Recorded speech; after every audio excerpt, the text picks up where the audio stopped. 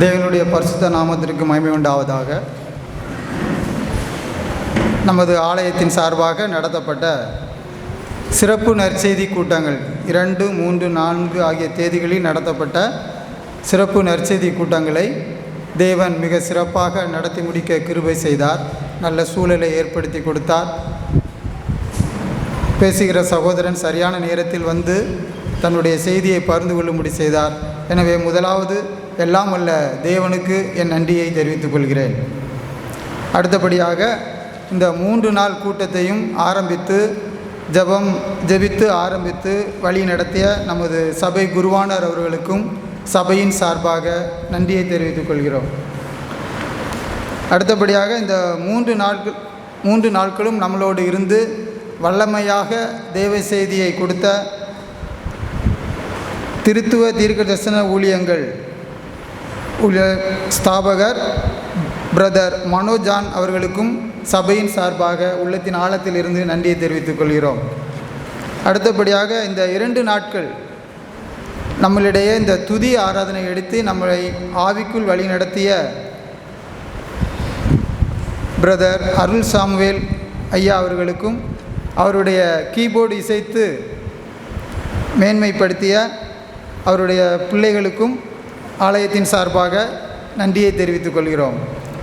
இந்த 3 நாட்கள் கூட்டத்திலும் சபை மக்கள் திரளாக பங்கு கொண்டு தேவனுடைய வார்த்தையை கேட்க ஆவலோடு வந்திருந்த ஒவ்வொருவருக்கும் சபையின் சார்பாக உள்ளத்தின் ஆழத்தில் இருந்து நன்றியை தெரிவித்துக் கொள்கிறோம். தேவன் தாமே நம்மளை ஆசீர்வதிப்பாராக.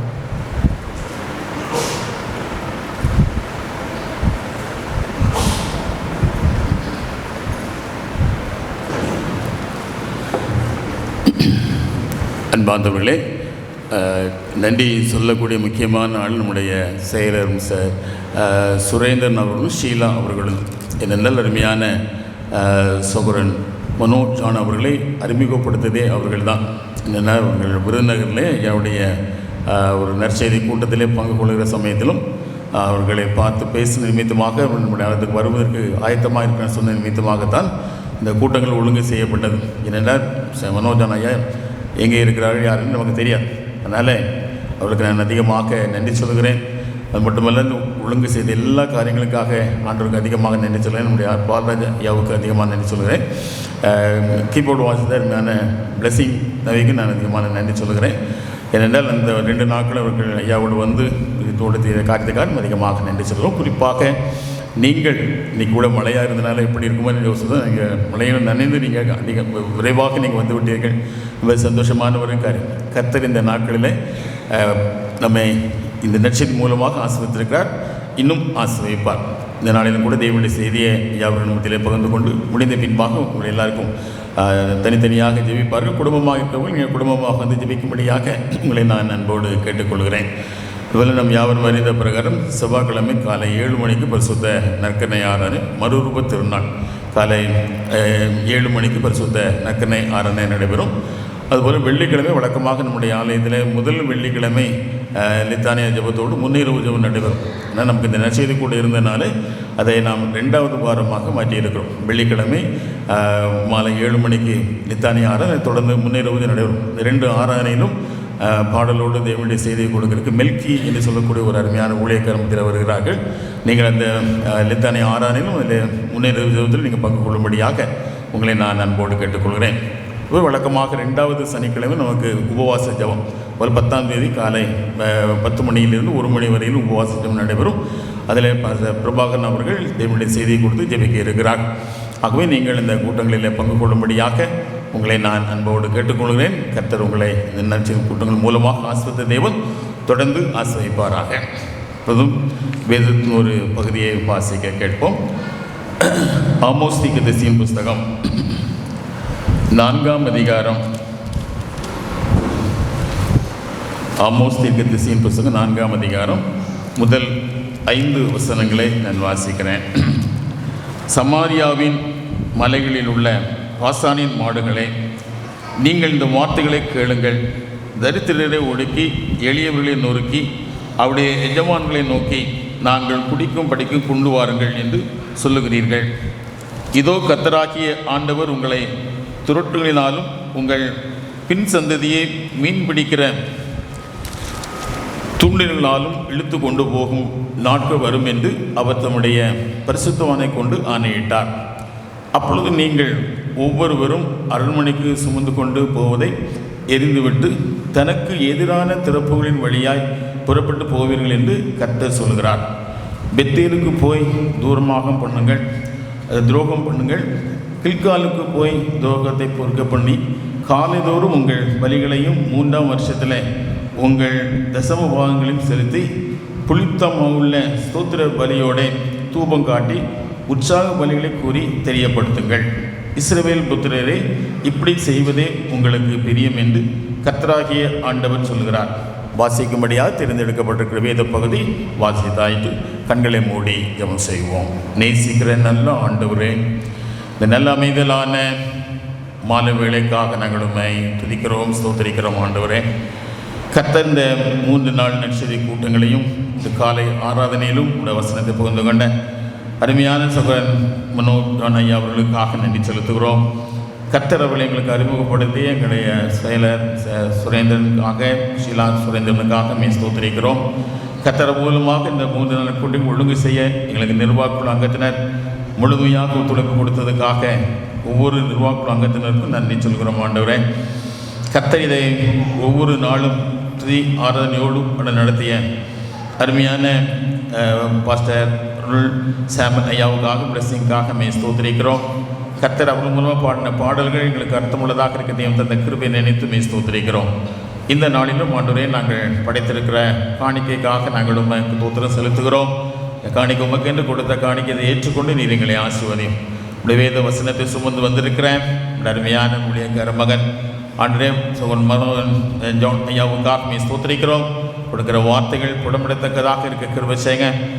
அவர்கள் ஒவ்வொரு குடும்பத்துக்காக செபிக்கும் பொழுது உங்களுடைய வல்லமையினால் பரிசுத்தாவினால் அபிஷேகத்தை நீர் ஆசீர்வதிக்க வேண்டுமாக்க நிற்கிறோம். கர்த்தர் தொடர்ந்து நீர் எங்களை வழி நடத்தி ஆசீர்வதி.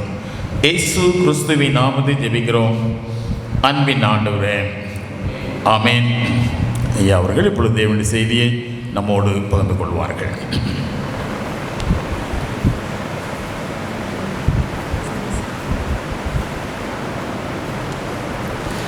ஹல்லேலூயா. யாவரையும் இயேசுவின் நாமத்தில் நான் வாழ்த்துகிறேன், வரவேற்கிறேன். என் ஆண்டவர் உங்களை அளவில்லாமல் ஆசீர்வதிப்பாராக. தேவன் தந்த வாய்ப்பிற்காக நான் கர்த்தரை ஸ்தோத்தரிக்கிறேன். என்னை அன்போடு அழைத்த திருச்சபையில் இருக்கிற ஆயனவர்களுக்கும், திருச்சபையில் இருக்கிற அனைத்து தலைவர்களுக்கும், பரிசுத்தவான்களுக்கும், குடும்பத்தார் அனைவருக்கும் இயேசுவின் நாமத்தில் என் அன்பின் வாழ்த்துக்களை நான் தெரிவிக்கிறேன். என்னை அறிமுகப்படுத்தின என் அருமையான சகோதரர் குடும்பத்தை கர்த்தர் ஆசீர்வதிப்பாராக. அவர்களுக்கு அறிமுகப்படுத்தின என் அன்பு சகோதரனையும் அவங்க குடும்பத்தையும் ஆசீர்வதிப்பாராக. எங்கேயோ கனெக்ட் ஆகி எங்கேயோ வந்து எங்கேயோ நிற்கிறேன், இதை தான் சொல்ல வந்தேன். ஆமீன் சொல்ல மாட்டிங்களா? சரி, ரைட். நானும் அருமையான தேவனுடைய தாசர் ரெவரண்ட் அருள் சாமுவேல் அவர்களும் சேர்ந்து உங்களோடு வந்து ஊழியம் செய்ய கர்த்தர் பாராட்டின கிருபைகளுக்காக என் கர்த்தரை நான் ஸ்தோத்தரிக்கிறேன். என்னை பற்றியெல்லாம் சொல்வதற்கு ஒன்றுமில்லை. காலையில் சொன்னாங்க, அண்ணன் நீங்கள் ஏதாவது உங்களை குறித்து ஊழியத்தை குறித்து பகிர்ந்து கொள்ளலாமேன்னு. 24 வருடங்கள் கர்த்தர் இந்த ஊழியத்தை செய்ய கர்த்தர் இரக்கம் பாராட்டி இருக்கிறார். எங்கள் குடும்பத்தில் ஊழியக்காரங்களாம் யாருமே கிடையாது. முழு குடும்பத்திலே கர்த்தர் என்னைத்தான் தெரிந்து கொண்டார். அதற்காக நான் கர்த்தரை ஸ்தோத்தரிக்கிறேன். நான் ஊழியம் செய்வேன், இப்படிலாம் நின்று பிரசங்கிப்பேன் என்று சரித்திரத்தில் கூட நான் நினைக்கவில்லை. என்னை கர்த்தர் ஊழியக்காரனாய் மாற்றுவார் என்று ஒரு துளி எண்ணம் கூட நான் பள்ளி படிக்கும்போதும் நினைக்கவில்லை, கல்லூரியில் சேரும்போது கூட நான் நினைக்கவில்லை. ஆனால் தேவனுடைய திட்டம் தாயின் கருவிலே முன்குறித்தபடியினாலே தான். ஆகையினால் கர்த்தர் என்னுடைய சாட்சி வித்தியாசமான ஒரு சாட்சி. என்னுடைய 2 கைகள் உடைந்தது, 2 கால் ஆங்கிள் உடைந்தது, வலது கால் முட்டி உடைந்தது. இவ்வளவும் உடைந்த பிற்பாடு தான் நான் இயேசு பக்கமே திரும்பினேன். ஒரு முறை உடையும் போதே திரும்பியிருக்கலாம், ஆனால் நான் திரும்பலை. இவ்வளோ உடைஞ்சாதான் இந்த ஜென்மம் திருந்தோன்னு அவருக்கும் தெரியும். இருக்கீங்களா இல்லையான்னு தெரில. நான் என்ன சொன்னேன் அதுக்கே கூட சந்தோஷப்பட மாட்டிங்களா? கர்த்தர் நல்லவர். அவ்வளவாய் கர்த்தர் என்னை உடைத்து புடமிட்டு உருவாக்கினார். ஆனால் எதற்குமே நான் மருத்துவரிடத்தில் போகவில்லை. அதற்குண்டான வழிகளும் எனக்கு இல்லை. ஆண்டவரே எனக்கு சுகத்தை கொடுத்தார். இந்த கால்லாம் ஒரு நாளைக்கு 8 முறை டிஸ்லொகேட் ஆகும். 1.5 வருஷம் காலை கூட இப்படி தரையில் வைக்க முடியாது, படிக்கட்டு கூட ஏற முடியாது, நடக்க முடியாது, ஓட முடியாது. ஆனால் கர்த்தரே தொட்டு சுகத்தை கொடுத்தார். ஆண்டவர் அப்படி இயற்கைக்கு அப்பாற்பட்ட அற்புதங்களை செய்தார். என்னை உடைத்து புடமிட்டு உருவாக்கினார். ஸோ அதற்காக நான் ஆண்டவருக்கு நன்றி செலுத்துகிறேன். என் கல்லூரியினுடைய 2ஆம் ஆண்டிலே நான் உடைக்கப்பட்டேன். கல்லூரியுடைய 3ஆம் ஆண்டு கர்த்தருக்குள்ள வைராக்கியமாய் மாறினேன். என்னுடைய போஸ்ட் கிராஜுவேஷன் நான் படித்ததெல்லாம் லைலா கல்லூரி. நான் பிறந்து வளர்ந்த ஊரெல்லாம் சவுத் சைடு, எங்கள் அப்பா அம்மா ஊரெல்லாம் அந்த பக்கம். ஆனால் நான் சென்னையிலே பிறந்து வளர்ந்தேன். ஆகையினால நல்ல ஒரு சபையை கர்த்தரின் பக்கத்தில் கொடுத்தார். நான் தொடர்ந்து போக ஆசீர்வதிக்கப்பட்டேன். நான் முழுவதும் கர்த்தருக்கு ஒப்பு கொடுக்க ஆரம்பித்தேன். ஆண்டவருக்கென்று நான் அர்ப்பணிக்க ஆரம்பித்தேன். கர்த்தர் எனக்கு சுகத்தை கொடுத்தார். நான் ஊழியம் செய்வேன் என்று நான் கொஞ்சம் கூட நினைக்கவில்லை. ஊழியக்காரனாய் கர்த்தரனை மாற்றுவார் என்று துளி கூட யோசிக்கவில்லை. ஆனால் ஆண்டவரை உடைத்து உடைத்து உடைத்து உருவாக்கி ஒரு நாள் நான் உன்னை பேர் சொல்லி அழைத்திருக்கிறேன், எரேமியா தீர்க்கதரிசன புஸ்தகம் 1ஆம் அதிகாரம் 5ஆம் வசனத்தை எனக்கு வாக்குத்தத்தமாய் கொடுத்தார். அப்பொழுதுதான் அந்த தேவ திட்டத்தை நான் அறிந்து கொண்டு விட்டு கொடுத்து கர்த்தர் எனக்கு சுகம் கொடுத்து பிஜியினுடைய 2ஆம் ஆண்டு முடிவிலே முதல் கன்வென்ஷனாய் நான் திருநெல்வேலி மாவட்டத்தில் நல்ல ஒரு ஊர் மறந்துட்டேன், நல்ல ஒரு மெயின்லே தான் கர்த்தருக்கு ஸ்தோத்திரம், அங்கே கடந்து போக கர்த்தர் கிருபை செய்தார். அதற்கு பிற்பாடு கூடங்குளம் இல்லை ஒரு திருச்சபையிலே பேச கர்த்தர் கிருபை செய்தார். இப்படி கர்த்தர் கொஞ்சம் கொஞ்சமாய் கற்றுக் கொடுத்து உருவாக்கி ஒரு வேதம பாடசாலையிலே இருந்து படித்து எழும்ப கர்த்தர் உதவி பாராட்டினார். எனக்கு போதக பாஸ்டர் ஊழியம் அல்ல, கொடுக்கலை. ஆனால் எனக்கு தீர்க்க தரிசன ஊழியத்தை கொடுத்திருக்கிறார். திருத்துவ தீர்க்க தரிசன ஊழியங்கள் ட்ரினிட்டி ப்ராஃபட்டிக் மினிஸ்ட்ரீஸ். யூடியூப்பில் நிறைய செய்திகள் இருக்கிறது, பார்த்து கொள்ளலாம். மார்னிங் டிவோஷன்ஸ் ரெகுலராக பேசுகிறோம், குட் மார்னிங் மெசேஜ் பேசுகிறோம். மாலையில் என்னுடைய மனைவி குட் நைட் மெசேஜ் பேசுகிறார்கள்.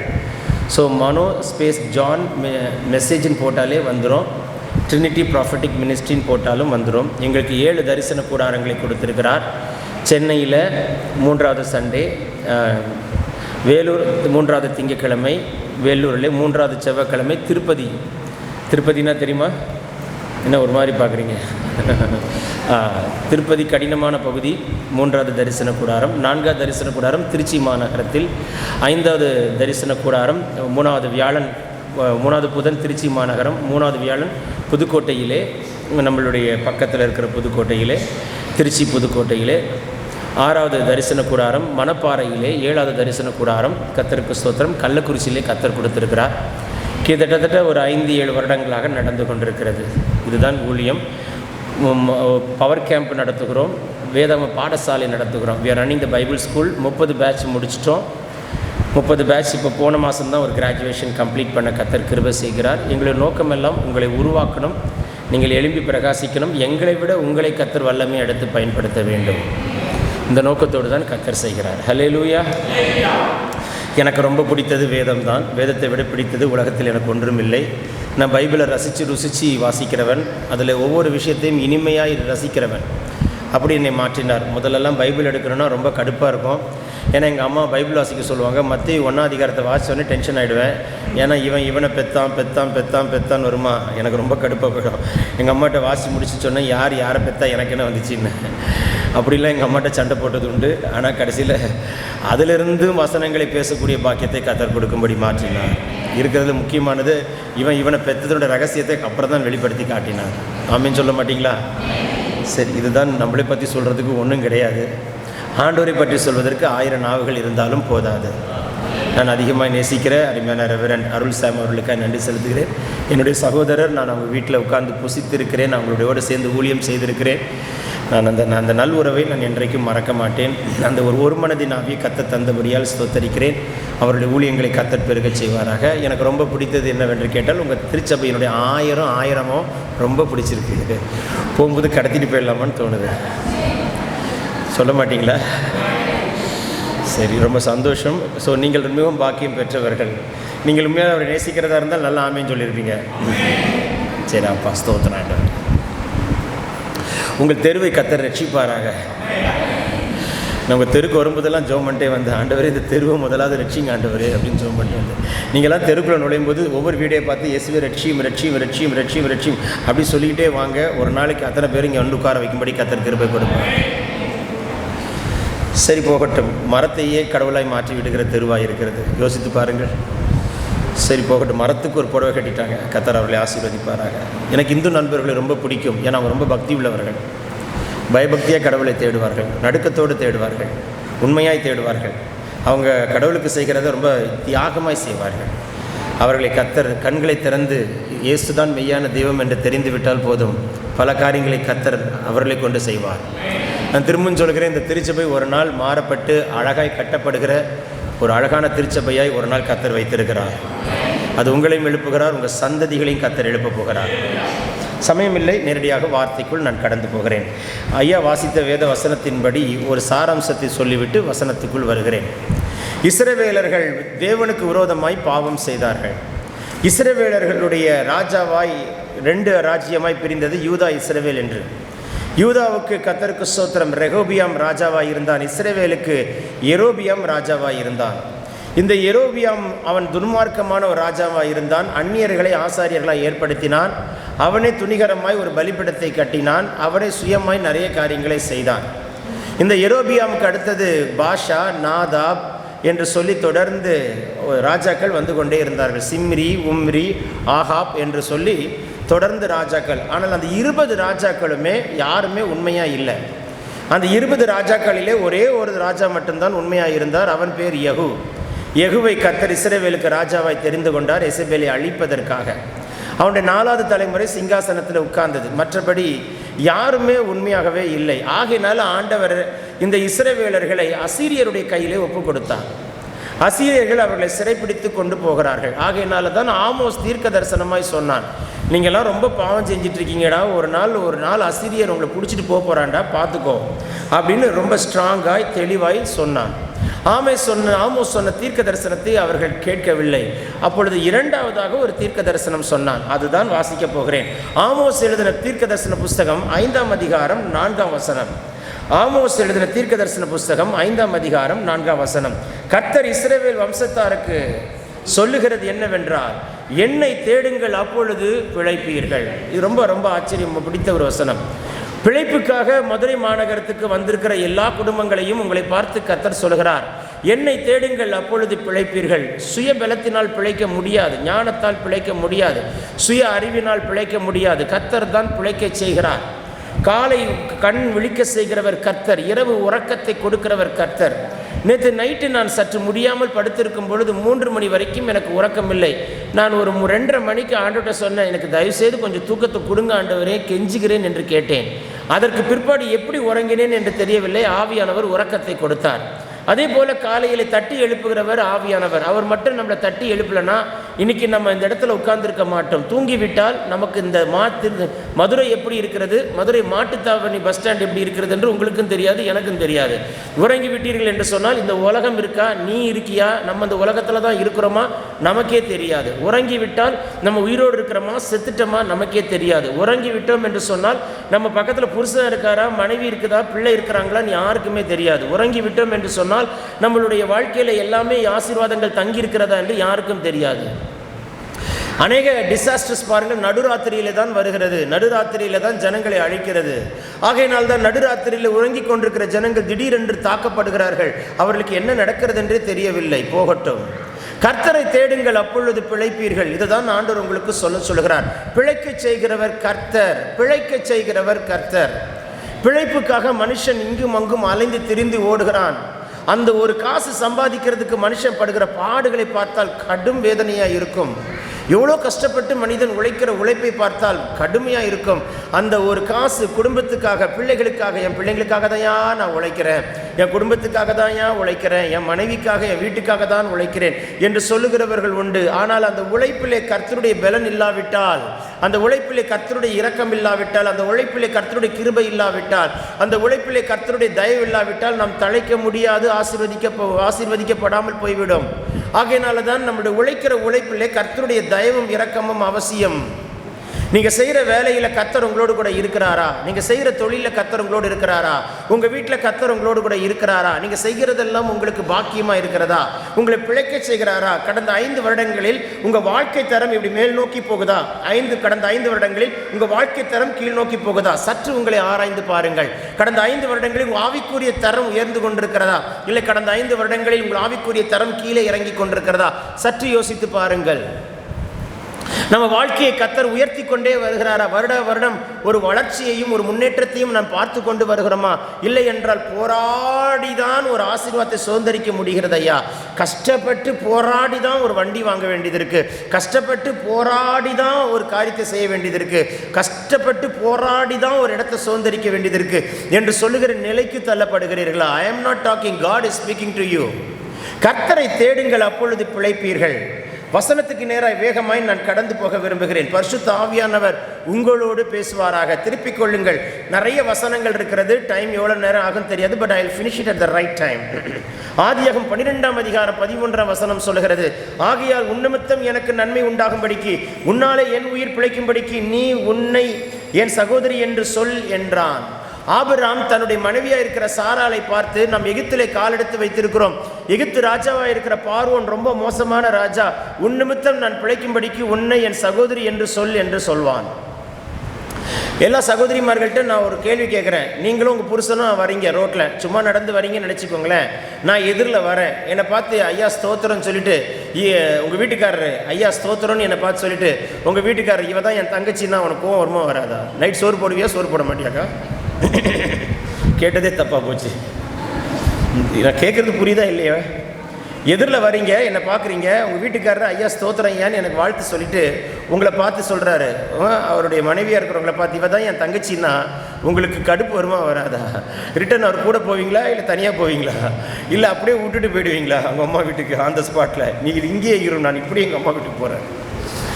யோசிச்சு பாருங்கள். போகட்டும், பழைய ஏற்பாட்டு பிரமாணத்தில் சகோதரர்கள் சகோதரிகள் இருந்தாலும், ஆனால் திருமணத்துக்கு பின்பு மனைவி தானே. நீ ஏன் எகிப்திலே கால் எடுத்து வைக்கும் பொழுது பயந்தாய்? அவன் பாருங்கள், அவன் சாராய் எடுத்துக்கொண்டு போய்விட்டான். அவன் சொப்பனத்தில் எச்சரிக்கப்பட்டபடியினால தான் ஆபிரகாம் கொடுத்த வாக்குத்தத்த நிமித்தம் சொப்பனத்தில் எச்சரித்தார். ஏன் இன்றைக்கு முதலாக சொல்லுகிறார், யார் நிமித்தம் யாருக்கு பிழைப்பு? மனைவி நிமித்தம் கணவனுக்கா, கணவன் நிமித்தம் மனைவிக்கா? நான் ஆம்பளை பிள்ளையை பெற்றெடுத்துருக்கிறேன், கடைசி வரைக்கும் எனக்கு கஞ்சி ஊற்றுவான், கருவாடு கொடுப்பான், சத்தியமாக கொடுக்க மாட்டாங்க்கா. இடையில ஒருத்தி வருவா, பிக்கப் பண்ணிட்டு போயிட்டே இருப்பா. நான் உண்மையை சொல்கிறேன்.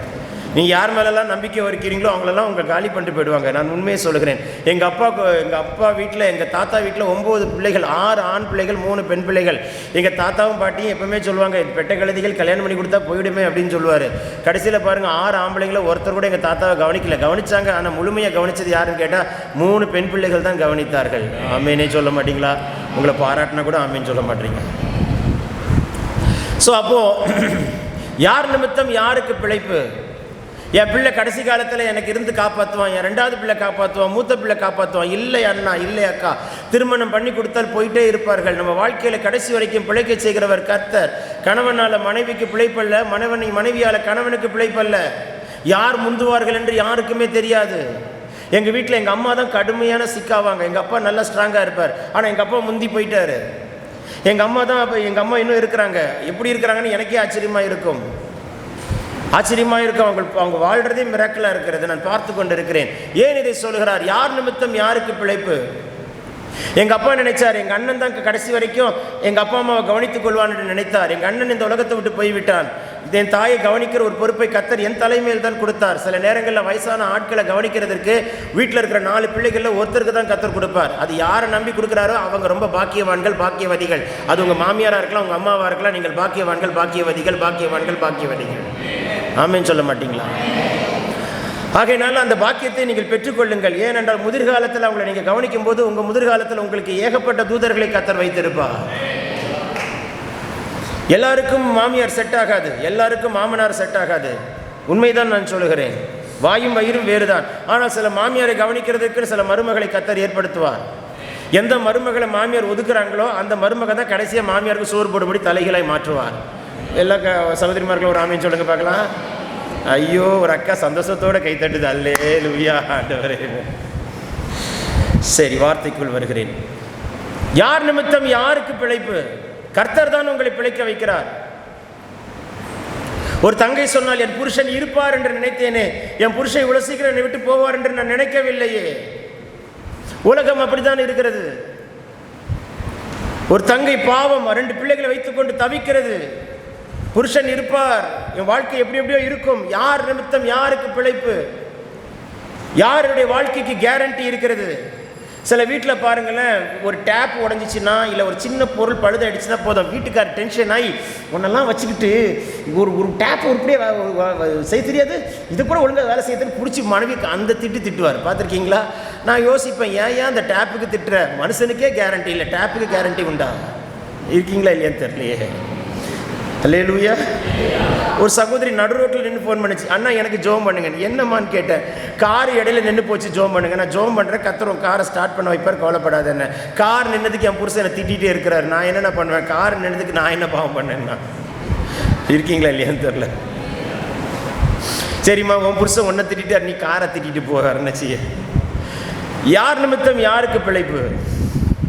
யோசித்து பாருங்கள். கர்த்தரை தேடுங்கள், அப்பொழுது பிழைப்பீர்கள். யார் நிமித்தமும் யாருக்கும் பிழைப்பல்ல, கர்த்தர் தான் உங்களை பிழைக்க வைக்கிறார். கர்த்தர் தான் உங்களை பிழைக்க வைக்கிறார். கடைசி வரைக்கும் பிழைக்க வைக்கிறவர் கர்த்தர், கர்த்தர், கர்த்தர், கர்த்தர், கர்த்தர் ஒருவரே. ஒரு புருஷன் பக்கத்தில் படுத்திருக்கிறார், மனைவி இருவரும் ஒன்றாக தான் படுத்திருக்கிறார்கள். அந்த மனுஷனுக்கு திடீர்னு நெஞ்சு வலி வந்துட்டு பக்கத்தில் இருக்கிற மனைவியை கூட அவனால் தட்ட முடியவில்லை, கையை நகர்த்த கூட முடியவில்லை. துடிதுடித்து போனானாம், காலை வச்சு தட்டுகிறானாம். அம்மணி தூங்கிடுச்சுன்னா எழும்பாது, அது கிருபை பெற்ற அம்மணி. என்ன செய்ய யோசிச்சு பாருங்க, தவித்தளித்தானாம். எப்படியோ அம்மணி எழும்பிட்டாங்க. என்னங்க என்ன என்னால் முடியல, அப்படி தவிக்க ஆரம்பித்தான். அடிச்சு பிடிச்சி ஹாஸ்பிட்டலில் கொண்டு போய் காப்பாற்றினார்கள். காப்பாற்றின பிற்பாடு புருஷன் சொன்னானா, அடி பாவி, பக்கத்தில் படுத்திருக்கியடி, எவ்வளோ தட்டுறேன், எழும்புறியா அடி அப்படின்னு பிடிச்சி திட்டிகிட்டு இருந்தார். யோசிச்சு பாருங்க, யார் நிமித்தம் யாருக்கு பிழைப்பு? கர்த்தரை தேடுங்கள், அவர்தான் பிழைக்க வைக்கிறார். ஆமென் சொல்ல மாட்டீங்களா? 2வது குறிப்பு, ஆதியாம் புஸ்தகம் 17ஆம் அதிகாரம் 18ஆம் வசனம். உங்கள் நம்பிக்கை வானத்தின் பூமி உண்டாக்கின கர்த்தர் பேரில் மட்டும் இருக்கட்டும். கர்த்தர் கொடுத்த மனைவிக்காக, கர்த்தர் கொடுத்த புருஷனுக்காக, கர்த்தர் கொடுத்த பிள்ளைகளுக்காய் கர்த்தரை ஸ்தோத்திரம் பண்ணுங்கள். பிழைக்க வைக்கிறவரோ கர்த்தர் ஒருவரே. ஆதியாகமம் 17:18, இஸ்மவேல் உமக்கு முன்பாக பிழைப்பானாக என்று ஆபிரகாம் தேவனிடத்தில் விண்ணப்பம் பண்ணினான். யார் இந்த இஸ்மவேல்? ஆகாருக்கு இடையிலே வந்தவள் இடையிலே போனாள். ஆதியாம் புஸ்தகம் 16ஆம் அதிகாரத்திலே உள்ளே வந்தால், ஆதியாம் புஸ்தகம் 21ஆம் அதிகாரத்திலே போய்விட்டாள். இடையில வந்துட்டு இடையில போகிற ஆசீர்வாதம் நமக்கு வேண்டாம். இடையில வந்துட்டு இடையில போகிற பொருட்கள் நமக்கு வேண்டாம். இடையில வந்துட்டு இடையில போகிற வாழ்க்கை நமக்கு வேண்டாம். இப்போல்லாம் ரொம்ப வருத்தமாக இருக்கிறது. திருமணம் பண்ணுகிறார்கள், முதல் திருமணம் ஃபெயிலியர் ஆகி டிவோர்ஸ் ஆகுது, 2வது கல்யாணம் பண்ணுறாங்க, 2வது டிவோர்ஸ் ஆகிட்டு 3வது கல்யாணத்துக்கு நடக்குது. சில வருடங்களுக்கு முன்பதாக ஒரு தம்பி என் கையில் ஒரு ஃபோட்டோ கொண்டு வந்து, இந்த பெண்ணை கல்யாணம் பண்ணலாமான்னு கேட்டான். நான் அவன் முகத்தை பார்த்தேன், ஃபோட்டோவை பார்த்தேன். ஆண்டவரேன்னு கேட்டேன். முதல்ல அவனுக்கு கல்யாணம் ஆயிடுச்சான்னு கேளுன்னு கேட்டார். உனக்கு கல்யாணம் ஆயிடுச்சான்னு கேட்டேன். சிரிச்சுக்கிட்டே ஆமாண்ணா. இருக்கீங்களா இல்லையா? என்ன ஆச்சுன்னு கேட்டேன். அப்புறம் தான் விவரத்தை சொன்னான். ஏற்கனவே 2 கல்யாணம் ஆகி ஃபெயிலியர், அடப்பாவி, 2 பிள்ளையை காலி பண்ணிட்டேன், இப்போ 3வது பிள்ளையை கல்யாணம் பண்ணலாமான்னு கேட்குறேன். இதுக்கு நான் பதில் சொல்ல மாட்டேன். எப்படி இருக்கு உலகம் பாருங்கள். 3வது திருமணத்திற்கு ஓடுகிற உலகம். எத்தனை பேருடைய வாழ்க்கை அப்படி இருக்கு தெரியுமா? எத்தனை குடும்பத்தில் அப்படி இருக்கு தெரியுமா? இடையிலே வந்துட்டு இடையில போகிற ஆசீர்வாதங்கள் நமக்கு வேண்டாம். கர்த்தருடைய ஆசீர்வாதம் ஐஸ்வரியத்தை தரும், அதனோட வேதனை கூட்டார். நன்மையான எந்த இவன் பூர்ணமான எந்த வரமும் பரத்திலிருந்து ஜோதிகளின் பிதாவினிடத்திலிருந்து வரும். கர்த்தர் கொடுக்கிற ஆசீர்வாதம் 1000 தலைமுறைக்கு தங்கும். தேவன் தருகிற ஆசீர்வாதம் இடையிலே போகாது. கர்த்தர் தந்தால் கர்த்தர்கிட்ட வரட்டும், இல்லை என்றால் எனக்கு அது வேண்டாம் என்று சொல்லுங்க. வீடாக இருக்கலாம், நிலமா இருக்கலாம், பணமாக இருக்கலாம், பொருளாக இருக்கலாம், மனுஷராக இருக்கலாம், யாராக இருந்தாலும் கர்த்தரிடத்திலிருந்து வந்தால் மட்டும் வரட்டும். கர்த்தரிடத்திலிருந்து வராத எதுவுமே எனக்கு வேண்டாம், எனக்கு வேண்டாம், எனக்கு வேண்டவே வேண்டாம். ஏசப்பா, இடையிலே வந்து இடையில போகிற எந்த ஒரு போராட்டமே எனக்கு வேண்டாம். இடையில வந்துட்டு இடையில போற ஆசீர்வாதங்கள் எனக்கு அவசியம் இல்லை. சாராயின் சொல்லுக்கு தான் ஆபிராம் கேட்டான். சாராயின் சொல்ல கேட்டுதான் ஆபிராம் ஆகாரோடு சேர்ந்தான். அதே சாராய் சொல்லுகிறார், அடிமை பெண்ணை புறம்பே தள்ளும்னு. ஆபிராமுக்கு வசனமாய் இருக்கிறது. கர்த்தர் சொன்னார், சாராயின் சொல்படி கேள் என்று சொன்னார். ஏன் சொன்னாரு? நீ சாரா பேச்சை கேட்டா சாரா பேச்சை கேட்டுட்டே போ, நீ மனுஷன் பேச்சை கேட்டல மனுஷன் பேச்சை கேட்டே போன்னு விட்டுட்டாரு. யாருடைய பேச்சை கேட்கிறீர்கள்? மனிதனுடைய பேச்சை அல்ல, கர்த்தருடைய பேச்சை கேளுங்கள். நீங்கள் பிழைக்க வேண்டும் என்று சொன்னால் கர்த்தருடைய வார்த்தையை கேட்டு நடங்கள். இடையில வந்துட்டு இடையில போற ஆசீர்வாதம் நமக்கு வேண்டாம். இடையில வந்துட்டு இடையில போகிற வேலை நமக்கு வேண்டாம். இடையில வந்துட்டு இடையில போகிற தொழில் நமக்கு வேண்டாம். இடையில வந்துட்டு இடையில போகிற வாழ்க்கை நமக்கு வேண்டாம். இடையில வந்துட்டு இடையில போகிற வாகனமோ, இடையில வந்துட்டு இடையில போகிற ஒரு நிலமோ பொருளோ நமக்கு வேண்டாம். கர்த்தர் தந்தா தரட்டும். 1000 தலைமுறைக்கு அந்த ஆசீர்வாதம் தங்கி இருக்கும்படி கர்த்தர் இந்த ராத்திரி உங்க தலைமையில அப்படிப்பட்ட ஆசீர்வாதத்தை கர்த்தர் எழுதுவாராக, எழுதுவாராக, எழுதுவாராக. வனாந்தரத்திலே பிள்ளையை தூரம் நிறுத்திவிட்டு ஆகார் அழுது கொண்டு இருக்கிறார். வேதம் சொல்லுகிறது, பிள்ளையின் சத்தத்தை கேட்டு கர்த்தர் ஒரு ஊற்றை உண்டாக்கினார். அப்பொழுது ஆகாருக்கு கர்த்தர் காண்பித்தார், இந்த இஸ்மவேலும் 12 பிரபுக்களை பெற்றெடுப்பான், ஒரு முகமதி சந்ததியாய் மாறும் என்று கர்த்தர் அவனுக்கு சொன்னார். ஆண்டவர் ஆபிரகாம் நிமித்தம் இந்த வாக்குத்தத்தம் கொடுக்கப்பட்டது. போகட்டும். சொல்லுகிற காரியம் என்ன? பரதேசியாய் நடு வனாந்தரத்தில் நிற்கிற நிலைமை வந்தாலும் அங்கேயும் கர்த்தர் இரக்கம் செய்து அந்த பிள்ளையும் பிழைக்க வைத்து 12 பிரபுக்களாய் மாற்றி ஒரு தேசமாய் கர்த்தர் மாற்றி விட்டார். ஆமென் சொல்ல மாட்டீங்களா? கர்த்தரை தேடுங்க சகோதரா. ஒவ்வொரு உழைப்பிலும் ஜெபம் பண்ணிட்டே வேலை செய்யுங்க. ஒவ்வொரு உழைப்பிலும் ஜெபம் பண்ணிட்டே வேலை செய்யுங்க. பாடிக்கிட்டே வேலை செய்யுங்க. துதிச்சுக்கிட்டே வேலை செய்யுங்க. கர்த்தருடைய வசனத்தை சொல்லிக்கிட்டே வேலை செய்யுங்க. அதில் கர்த்தர் ஆளுகை செய்து நடத்துவார். சித்தமில்லாத தடுத்து போடுவார். சித்தமான பாதையில் நடத்துவார். ஒருவேளை அந்த தொழில் தேவனுக்கு சித்தம் இல்லாமல் இருந்தாலும் நீ ஜெபிச்சுக்கிட்டே செய்யறதுனால கர்த்தர் டைரக்ஷனை மாற்றி சித்தமான பாதையில் ஆச்சரியமாய் கொண்டு போய் நடத்தி உங்களை உயர்த்தி வைக்க என் கர்த்தர் வல்லவராய் இருக்கிறார். ஆமென் சொல்ல மாட்டீங்களே? 3வது குறிப்பு, எது உங்களை பிழைக்க வைக்க போகிறது? ஆதியாகமம் புஸ்தகம் 19ஆம் அதிகாரம் 20ஆம் வசனம். Genesis chapter 19 verse 20. அதோ அந்த ஊர் இருக்கிறது, நான் அதற்கு ஓடி போகத்தக்கதா, இது கிட்ட இருக்கிறது, சின்னதுமாக இருக்கிறது, என் பிராணன் பிழைக்க நான் அங்கே ஓடி போகட்டும், அது சின்ன ஊர் தானே என்றான். கர்த்தர் அவனை மலைக்கு அப்புறம் ஓடிப்போ என்று யாரை பார்த்து சொன்னார்? லோத்தை பார்த்து சொன்னார். ஆனால் இவன் பாருங்க, மலைக்கெல்லாம் என்னால் போக முடியாது. கர்த்தர் போனால் போக வேண்டியதானே. நம்ம ஆண்டவருக்கே அட்வைஸ் பண்ணுறோம், நம்ம சொல்கிறதான் கர்த்தர் செய்யணும். கர்த்தர் சொல்கிறத நம்ம செய்யணுமா? நம்ம சொல்கிறத கர்த்தர் செய்யணுமா? ஆனால் நம்ம சொல்கிறதான் கர்த்தர் செய்யணும்னு ஃபைட் பண்ணி உட்காந்து ஜெபிச்சிட்டு இருக்கிறோம் முட்டாள்தனமா. இவன் அப்படி தான் கேட்டான், மலைக்கு அப்புறம் ஓடி போங்கிறார். மலைக்கெல்லாம் என்னால் போக முடியாது, அதுவும் அந்த ஊர் இருக்கே, சின்னதாக இருக்கேங்கிறான். அந்த ஊரையும் கர்த்தர் அழிக்கணும்னு வைத்திருந்தார். இவன் கேட்டதுனால கர்த்தர் அவனுக்கு கொடுத்தார், போ என்று சொன்னார். ஆனால் இவன் கேட்டதை கர்த்தர் கொடுத்தார். ஆனால் வாழ்க்கை தோல்வியோடு முடிந்தது. அந்த ஊரில் தான் தோல்வியோடு முடித்தான். ஏன் உங்களுக்கு நான் அதை சொல்கிறேன்? கர்த்தர் சொல்கிறதை செய்யுங்கள். ஊர் உன்னை பிழைக்க வைக்காது. மதுரை மாநகரம் பிழைக்க வைக்குமா? திருநெல்வேலி மாவட்டம் பிழைக்க வைக்குமா? திருச்சி பிழைக்க வைக்குமா? எந்த ஊர் நம்மளை பிழைக்க வைக்கும்? ஊரை உண்டாக்கின கர்த்தர் தான் உன்னை பிழைக்க வைப்பார். நான் அந்த ஊருக்கு வந்திருக்கிறேன், நான் அந்த ஊரில் கர்த்தருக்காக நிற்கிறேன், அந்த ஊர் என்னை பிழைக்க வைக்கும். இல்லவே இல்லை அண்ணா, எந்த ஊரும் நம்மளை பிழைக்க வைக்காது. கர்த்தர் தான், கர்த்தர் தான், கர்த்தர் ஒருவரே. இந்த ஊருக்கு வந்ததுனால தான் நான் பிழைத்தேன் அப்படி சொல்லாதீங்க. கர்த்தருக்கு தான் என்னை பிழைக்க வைத்தார். இந்த ஊரை உண்டாக்கின கர்த்தர் தான் என்னை பிழைக்க வைத்தார். திரும்ப சொல்லுகிறேன், மதுரை மாநகரம் உங்களை பிழைக்க வைக்காது. எங்கேயோ பிறந்திருப்பீர்கள், எங்கேயோ வளர்ந்திருப்பீர்கள். இன்னைக்கு இருக்கிறது மதுரை மாநகரமாக இருக்கும். நானும் அப்படிதான். பிறந்தது ஏதோ ஒரு சவுத்து, நான் வளர்ந்தது சென்னை. நான் இருக்கிறது கர்த்தருக்கு சோதர சென்னை புதுக்கோட்டை என்று மாறி மாறி இருக்கிறேன். அவ்வளோதான். கர்த்தருக்கு சோதர பிழைக்க வைக்கிறவர் கர்த்தர் தானே. இன்னைக்கு நைட் முடிக்கிறேன், காலையில் ஊருக்கு போகிறேன், எப்படி போகிறேன்னு தெரியாது. பிழைக்க வைக்கிறவர் கர்த்தர் தானே. ஒவ்வொன்றும் கர்த்தர் நம்மளை பிழைக்க வைக்கிற, ஒவ்வொரு வருடமும் சாவாமல் பிழைக்க வைக்கிறவர் கர்த்தர் ஒருவரே. ஊரை நம்பாதீங்க, கர்த்தரை நம்புங்க. மதுரை மாநகரம் பிழைக்க வைக்காது. மதுரை மாநகரத்தில் இருக்கிற எம்பிக்களோ எம்எல்ஏக்களோ அங்கே இருக்கிற மேயர் உங்களை பிழைக்க வைக்க போகிறதும் இல்லை. உங்கள் சொந்தக்காரன் உங்களை பிழைக்க வைக்க போகிறதும் இல்லை. எனக்கு இந்த மதுரை மாநகரத்தில் அவங்க இருக்கிறாங்க, எனக்கு இவரை தெரியும், எனக்கு எம்பியை தெரியும், எனக்கு எம்எல்ஏ தெரியும், நான் அப்படி ஃபோன் அடித்தா போதும், அங்கே இருந்து இப்படி வந்து நிற்பாங்க. ஐம் சாரி சார், மதுரை உங்களை பிழைக்க வைக்காது, கர்த்தர் தான் உங்களை பிழைக்க வைக்கிறார். ஆமென் சொல்ல மாட்டீங்களா? அல்லேலூயா.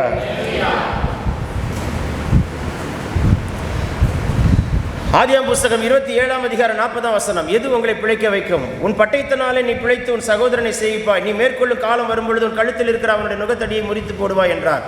ஆதியாகமம் 27:40. உன் பட்டயத்தாலே தான் நீ பிழைப்பாய். யாருக்கு சொல்கிறான்? ஏசா கெஞ்சுகிறான், அப்பா எனக்கு ஒரு ஆசீர்வாதம் கூட இல்லையான்னு.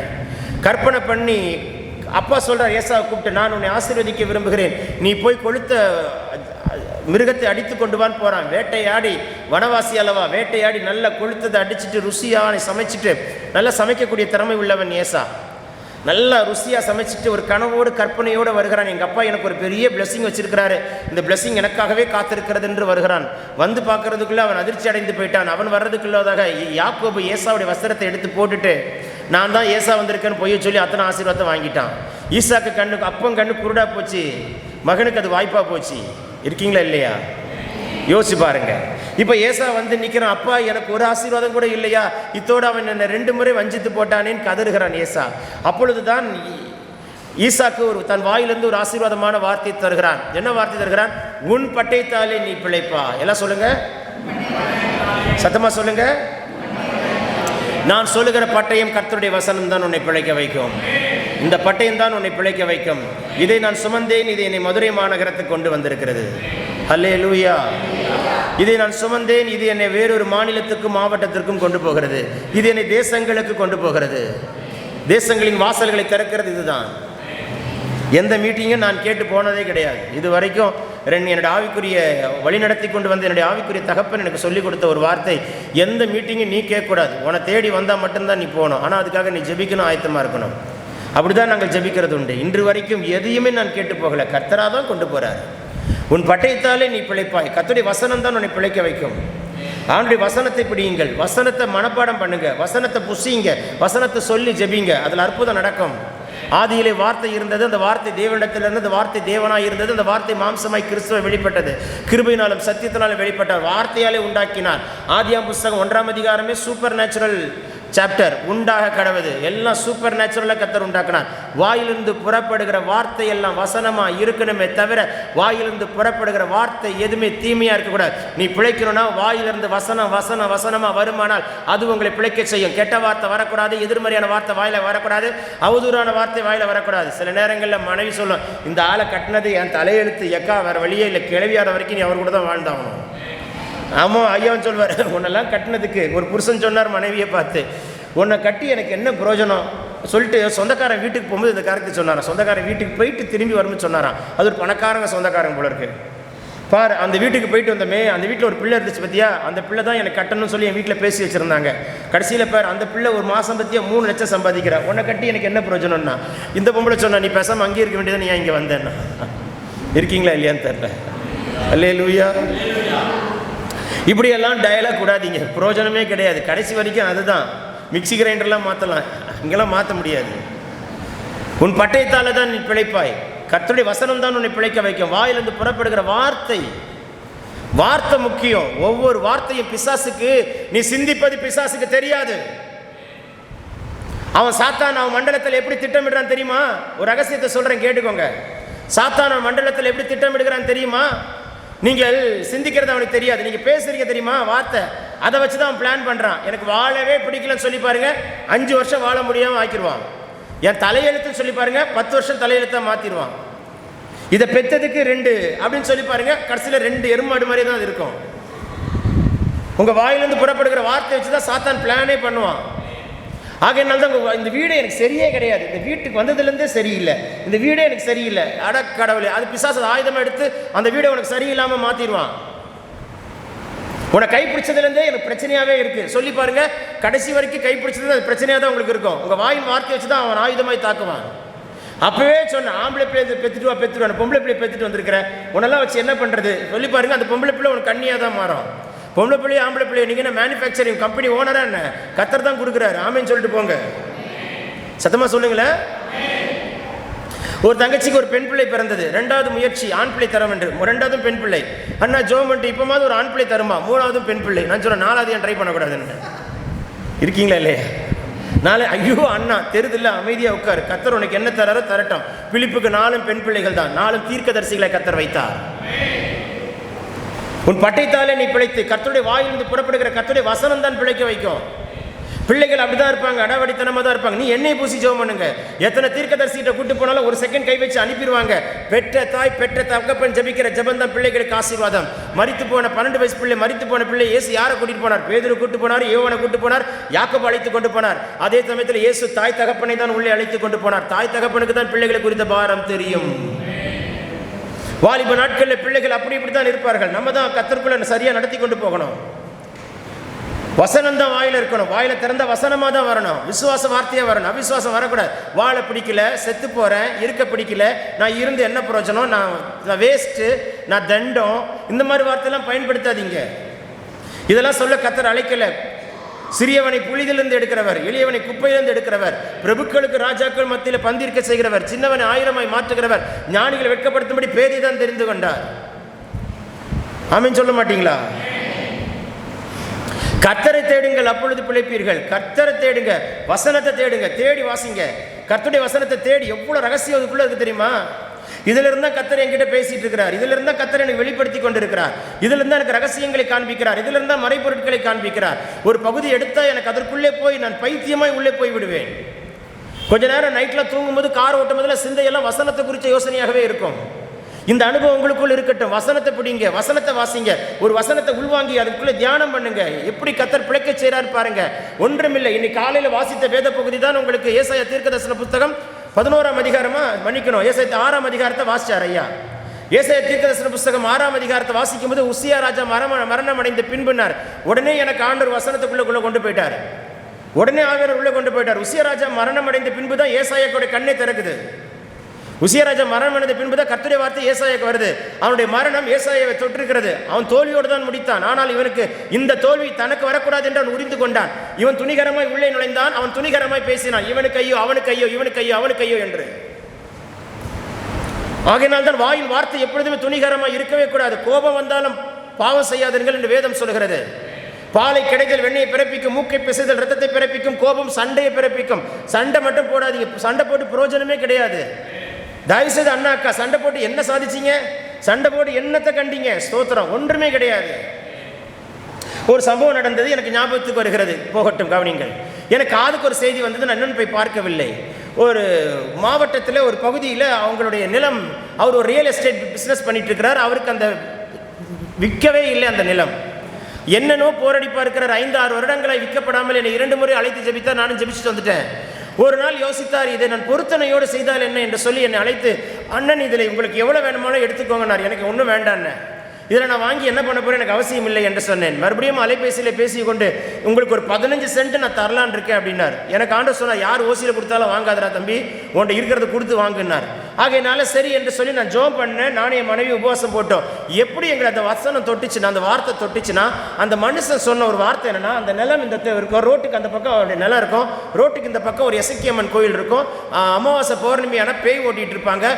எல்லா பேயும் அந்த நிலத்துல தான் வந்து விழுது. யாரும் வாங்கிறாதீங்க, வாங்கினா அடிச்சிருண்டா. இதுதான் அதனுடைய ஐதீகம்.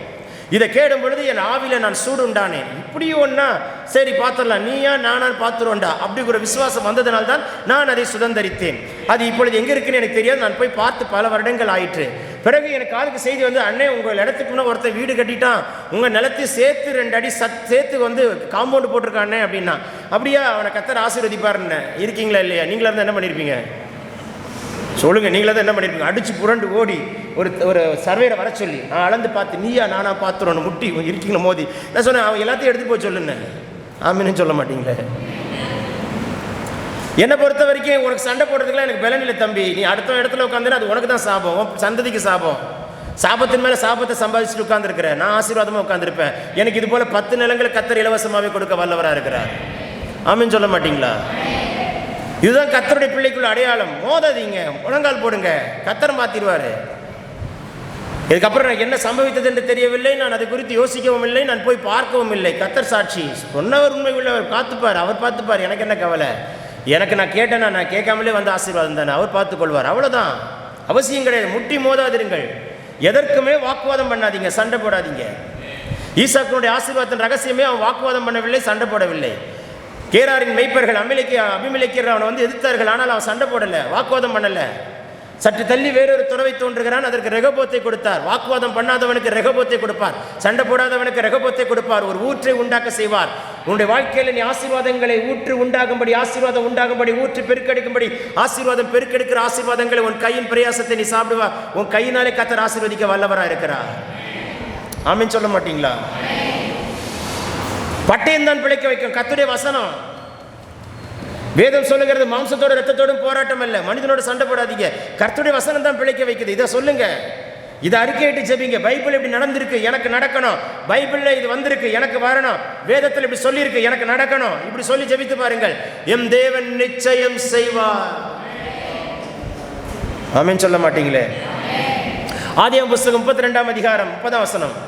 அப்பொழுது யாக்கோபு, நான் தேவனை முகமுகமாய் கண்டேனே, என் உயிர் தப்பி பிழைத்தேன் என்று சொல்லி அந்த ஸ்தலத்திற்கு பெனியேல் என்று பெயரிட்டான். ராம் முழுதும் போராடுகிறான் யாக்கோபு. என்ன போராடினா? என்ன போராடினா? சத்தமாக சொல்லுங்க.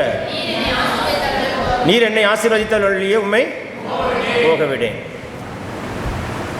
நான் கேட்குற கேள்வியெல்லாம் பதில் சொல்லணும். உன் சகோதரன்ட்டு சேஷ்ட புத்திர பாகத்தை பிடுங்கிட்டு வந்தியே, அந்த ஆசீர்வாதம் எங்கே போச்சு? உங்கள் அப்பாட்ட கள்ளத்தனமாக ஆசீர்வாதத்தை வாங்கினியே, அந்த ஆசீர்வாதம் எங்கே போச்சு?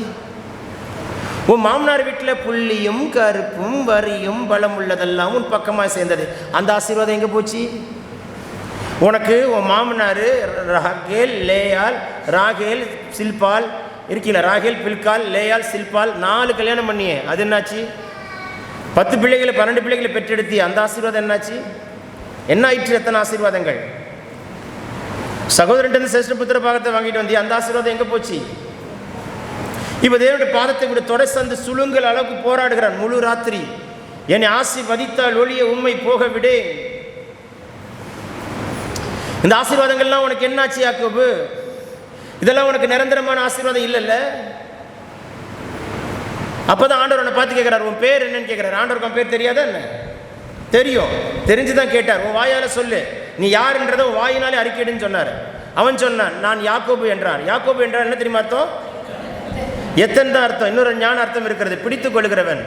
பிறக்கும் பொழுது உடன்பிறப்பின் காலை பிடித்துக் கொண்டு வெளியே வந்தான். பிறந்த பிற்பாடு தாய் காலை பிடித்துக் கொண்டு சுற்றி திரிந்தான். தாய் விரட்டி விட்டால் மாமனார் காலை பிடித்துக் கொண்டு 20 வருஷமா சுற்றி திரிந்தான். மாமனார் சொல்ல கொள்ளாமல் ஓடிவிட்டான். இப்போ கர்த்தருடைய பாதத்தை பிடித்துக் கொண்டு நீர் என்னை ஆசீர்வதித்தால் ஒழிய போக விடேன் என்று கேட்கிறார். அவனை பார்த்து கேட்குற, உன் பேர் என்ன ஞாபகம் இருக்கா? உன் பேர் இன்னும் மாறல, இன்னும் வாழ்க்கை மாறினல்ல, உன் ஜென்ம சுபாவம் மாறல. நீ மாறினாதான் ஆசீர்வதிக்கப்படுவாய். நீ ஆசீர்வதிக்கப்படணுமா? முழு ராத்திரியும் போராடி ஜெபிக்கிறான். சில நேரங்களில் சில விஷயங்களுக்கு போராடி ஜெபித்தாக வேண்டும். என்னோட வாழ்க்கையில் நான் எப்படிலாம் ஜெபித்தேன்னு சொன்னால் எனக்கே வெக்கமாக இருக்கும்ல, தைரியமாய் சொல்கிறேன். ஏன்னா இல்லை, வெக்கப்பட வேண்டிய அவசியம் இல்லை. தரையில் தலையை வைத்து அடித்து ஜெபித்த நாட்கள் உண்டு. ஏன்னா எனக்கு ஒரு காசும் தங்காது, வெறுங்கையில் நின்னவன் நான், பிச்சைக்காரனை போல ரோட்டில் நின்னவன் நான், காலையில் குட்டி குட்டி சமோசாலாம் கடைகளில் விற்கிற நிலைமைக்கு தள்ளப்பட்டவன் நான். இவ்வளோ கடினமான சூழ்நிலைகள் 1 வருடம் என் வாழ்க்கையில் இருந்தது. அப்பொழுதெல்லாம் நான் இரவிலே வந்துவிட்டு இந்த பாயில் முழங்கால் போட்டு தலையை அடித்து அடித்து ஜெபிப்பேன். என்னை ஆசீர்வதிக்க மாட்டீங்களா, என்னை ஆசீர்வதிக்க மாட்டீங்களா, நான் இப்படியே தான் இருப்பேனா? போராடெல்லாம் அசிங்கப்பட்டு இருக்கிறேனே, போராடமெல்லாம் அவமானப்பட்டிருக்கிறேனே, போராடெல்லாம் தலை குனிஞ்சிட்டு இருக்கிறேனே, என்னை ஆசீர்வதிக்க மாட்டீங்களா? நான் ஆசீர்வாதமே இல்லாமல் உட்கார்ந்துருக்கிறேனே. எவ்வளோ நாள் நான் இப்படி இருப்பேன்? எவ்வளோ நாள் என் வாழ்க்கை இப்படி இருக்கும்? எனக்கு மறக்க முடியாத நிறைய சம்பவங்கள் என் வாழ்க்கையில் நடந்திருக்கிறது உண்டு. வேலையில் 5 வருடங்களா கர்த்தர் எல்லா கதவும் அடைத்து விட்டார். வேதாம் பாடசாலையில் படித்து கொண்டிருக்கிறேன். என் வீட்டுக்கு தெரியாமல் படிக்கிறேன். வீட்டுக்கு தெரிஞ்சால் என்னை வீட்டை விட்டு துரத்திடுவாங்க. துரத்திட்டாங்க. 6 மாதம் வெளியில் தங்கி படித்தேன். கடினமான காலங்களை தாண்டினேன். ஒரு பாய்க்குள்ளே சரீரத்தை உள்ளே வைத்து விட்டு தலை மட்டும் வெளியே வைத்து படுத்துறா எத்தனை நாட்கள் உண்டு. ஆலயத்துக்கு பின்னால் ஒரு ஸ்க்ரீன் இருக்கும். ஸ்க்ரீனுக்கு பின்னால் தான் துணிமணிகளை மறைத்து வைத்திருப்பேன். அங்கே இருக்கிற டாய்லெட் பாத்ரூமை நான் க்ளீன் பண்ணி சுத்தமாக வைத்து கொண்டால் தான் என்னை குளிக்க அனுமதி உண்டு. அப்படி கிட்டத்தட்ட 6 மாதங்களில் நாட்களை கழிக்கிற சூழ்நிலையை நான் கடந்தேன். கையில் காசு இல்லைங்க, வயிற்ற நிரப்பணுங்க. இரவு சாப்பாடே எனக்கு 2 கிரீம் பன் தான். அந்த 2 கிரீம் பன் சாப்பிட்டு அவ்வளோ திருப்தியாக ஒரு சொம்பு தண்ணியை குடிச்சு படுத்து தூங்கிடுவேன். அப்போல்லாம் நம்ம ஊரில் அடி பம்பு இருக்குல்லக்கா, அடி பம்பில் தான் குடித்தோம். இப்போல்லாம் அடி பம்பு இல்லை, யாருக்கா குடிச்சிருக்கீங்களா? ஆவுனா ஒரு பிஸ்லரி பாட்டில், ஆவுனா ஒரு ஆரோ வாட்டர். அல்லே லூயா, நம்மளை வச்சு செஞ்சுட்டு உலகம். சொல்ல மாட்டீங்களே? யோசித்து பாருங்கள். இப்போ அதை தண்ணி குடித்தா நமக்கு அவ்வளோதான், செத்தே போய்டுன்ற அளவுக்கு பயமுறுத்தி விட்டாங்க. அந்த மாதிரி கடினமான சூழ்நிலைகளை தாண்டினது உண்டு. ஆனால் போராடி ஜெபிக்கிறேன். ஏன் இந்த போராட்டமான ஜெபம்? அவ்வளோ சாபம் தலைமையில இருக்கு. தலைமுறை சாபங்கள் குடும்பத்தில், அவ்வளோ தலைமுறை சாபம் அக்கா, அவ்வளோ தலைமுறை சாபம். உங்க குடும்பத்தில் இருக்கிற சாபம் என்ன என்று யோசித்து பாருங்கள் அண்ணா. போராடி ஜெபியுங்கள். ஆசீர்வதிக்கப்பட வேண்டும் என்றால் இப்படிதான் நம்ம ஜெபிச்சாகணுமா? அப்படிதான் ஜெபிச்சாகணும். ஃபைட் பண்ணி ஜெபிங்க. பவுல் சொல்லுகிறார், நான் ஜெபத்திலே போராடுகிறது போல் நீங்களும் ஜெபத்திலே போராடுங்கள் என்று ரோமர் 15:32 சொல்லுகிறார். தேவ சமூகத்தில் போராடி ஜெபிங்கள். தப்பு கிடையாது அண்ணா. இந்த ஜெபங்களுக்கெல்லாம் பதில் உண்டு. இரவெல்லாம் ஜெபித்து உடம்பெல்லாம் அனலாய் மாறி வேர்த்து எனக்கே ஒரு நெருப்பாய் மாறி விடுவேன். எனக்கே தெரியாது. அந்த ஜெபத்தின் அனுபவங்கள் நம்ம வாழ்க்கையில் அவசியம். தரிசனமாய் பார்க்க வைத்தது அந்த ஜெபம். அந்த ஜெபம் தேவ சத்தத்தை கேட்க வைத்தது. அந்த ஜெபம் தேவனுடைய திட்டத்தை காண்பித்து கொடுத்தது. தேவ சமூகத்தில் கதறி போராடுங்கள். இப்பொழுதெல்லாம் ஆண்டவர் கேட்பார், அன்னைக்கு அப்படி ஜெபிச்சிய மனோஜான், இன்னைக்கு அந்த ஜெபம் இருக்கான்னு அடிக்கடி. நேற்று ராத்திரி என்னை பார்த்து ஒரு கேள்வி ஆண்டவர் கேட்டார். தேவன் கேட்கிற கேள்விகள் உண்டு. ஆவியானவர் அப்படி பேசணும் நம்மளோட.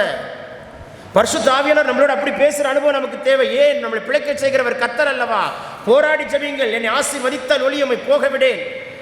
போராடி ஜெபிக்கிறான். கர்த்தர் அவனை யாக்கோபாய் அல்ல இஸ்ரவேலனாய் மாற்றினார். நீ யாக்கோபா இருக்க போறியா, இஸ்ரவேலனா இருக்க போறீங்களா? இஸ்ரவேலனுக்கு உண்டான ஆசீர்வாதங்கள் அத்தனையும் வேதத்துல உண்டு. திரும்ப சொல்கிறேன், அடுத்த 6 மாசம் பாருங்க, எல்லா தேசங்களும் இஸ்ரவேலுக்கு விரோதமாக எழும்ப போகிறது. அது ஈராக்கா இருக்கலாம், ஈரானா இருக்கலாம், எத்தனை தேசமா இருந்தாலும் இஸ்ரவேலுக்கு விரோதமாக எழும்ப போகிறது. எல்லாம் இஸ்ரவேலுக்கு எதிராக ஒரு தேசங்கள் எழும்புகிறதை நீங்கள் பார்ப்பீர்கள். ஆனாலும் இஸ்ரவேலை மேற்கொள்ள முடியாது. அது வாக்குத்தத்தம் பண்ணப்பட்ட தேசம். ஆமென் சொல்ல மாட்டீங்களா? யாக்கோபை இஸ்ரவேலனாய் மாற்றினவர், யாக்கோபுங்கிற ஒரு மனிதனை இஸ்ரவேல் தேசமாய் மாற்றினவர். கர்த்தரை தேடுங்கள், அப்பொழுது லேவியராகமம் புஸ்தகம் 25ஆம் அதிகாரம் 36ஆம் வசனம், நீ அவன் கையில் வட்டியாவது பொலிசையாவது வாங்காமல் உன் தேவனுக்கு பயந்து உன் சகோதரன் உன்னோட பிழைக்கும்படி செய்வாயாக. வட்டி வாங்குறவன்லாம், வட்டி கிட்டவெல்லாம் நல்லா தானே இருக்கிறான். வட்டிக்கு விட்டு பெரிய ஆள் ஆயிட்டார். அவரு வட்டிக்கு விட்டு பெரிய வீடு கட்டிட்டார். வட்டிக்கு விட்டு நிறைய ஏக்கர்லாம் வாங்கிட்டார். வட்டி விட்டு நல்லா சம்பாதிச்சிட்டார். ஹலோ, கூட சேர்ந்து சாபத்தையும் சம்பாதிச்சிருக்கிறார். அது அவனுக்கு ஐயோவாய் மாறும் ஒரு நேரம் வரும் பொழுது, ஆரம்பத்தில் நல்ல பெருசா விட்டுருவார். நிம்ரோத் மாதிரி கட்டுப்பான்னு விட்டுருவார்.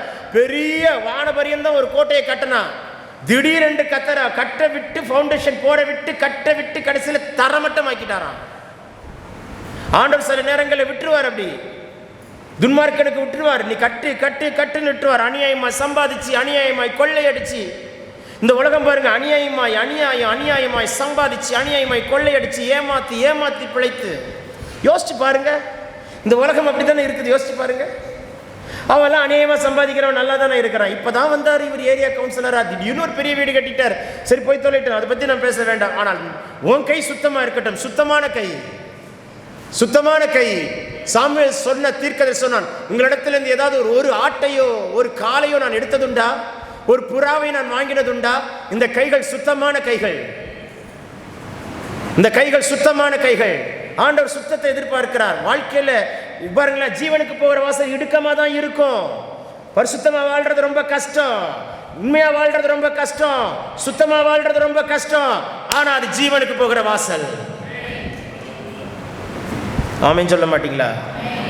அல்லேலூயா. எவ்வளோ அதிகமாக சம்பாதிச்சுட்டு வியாதி, நோய், டாக்டர், ஹாஸ்பிட்டல் போகிறத காட்டிலும் மாதம் 10,000 சம்பாதிச்சாலும் நோய் நொடி இல்லாமல் அலங்கத்துக்குள் சமாதானம், அரண்மனைக்குள் சுகம் இருந்தால் அதை விட பெரிய ஆசீர்வாதம் உலகத்தில் ஒன்றுமே இல்லை.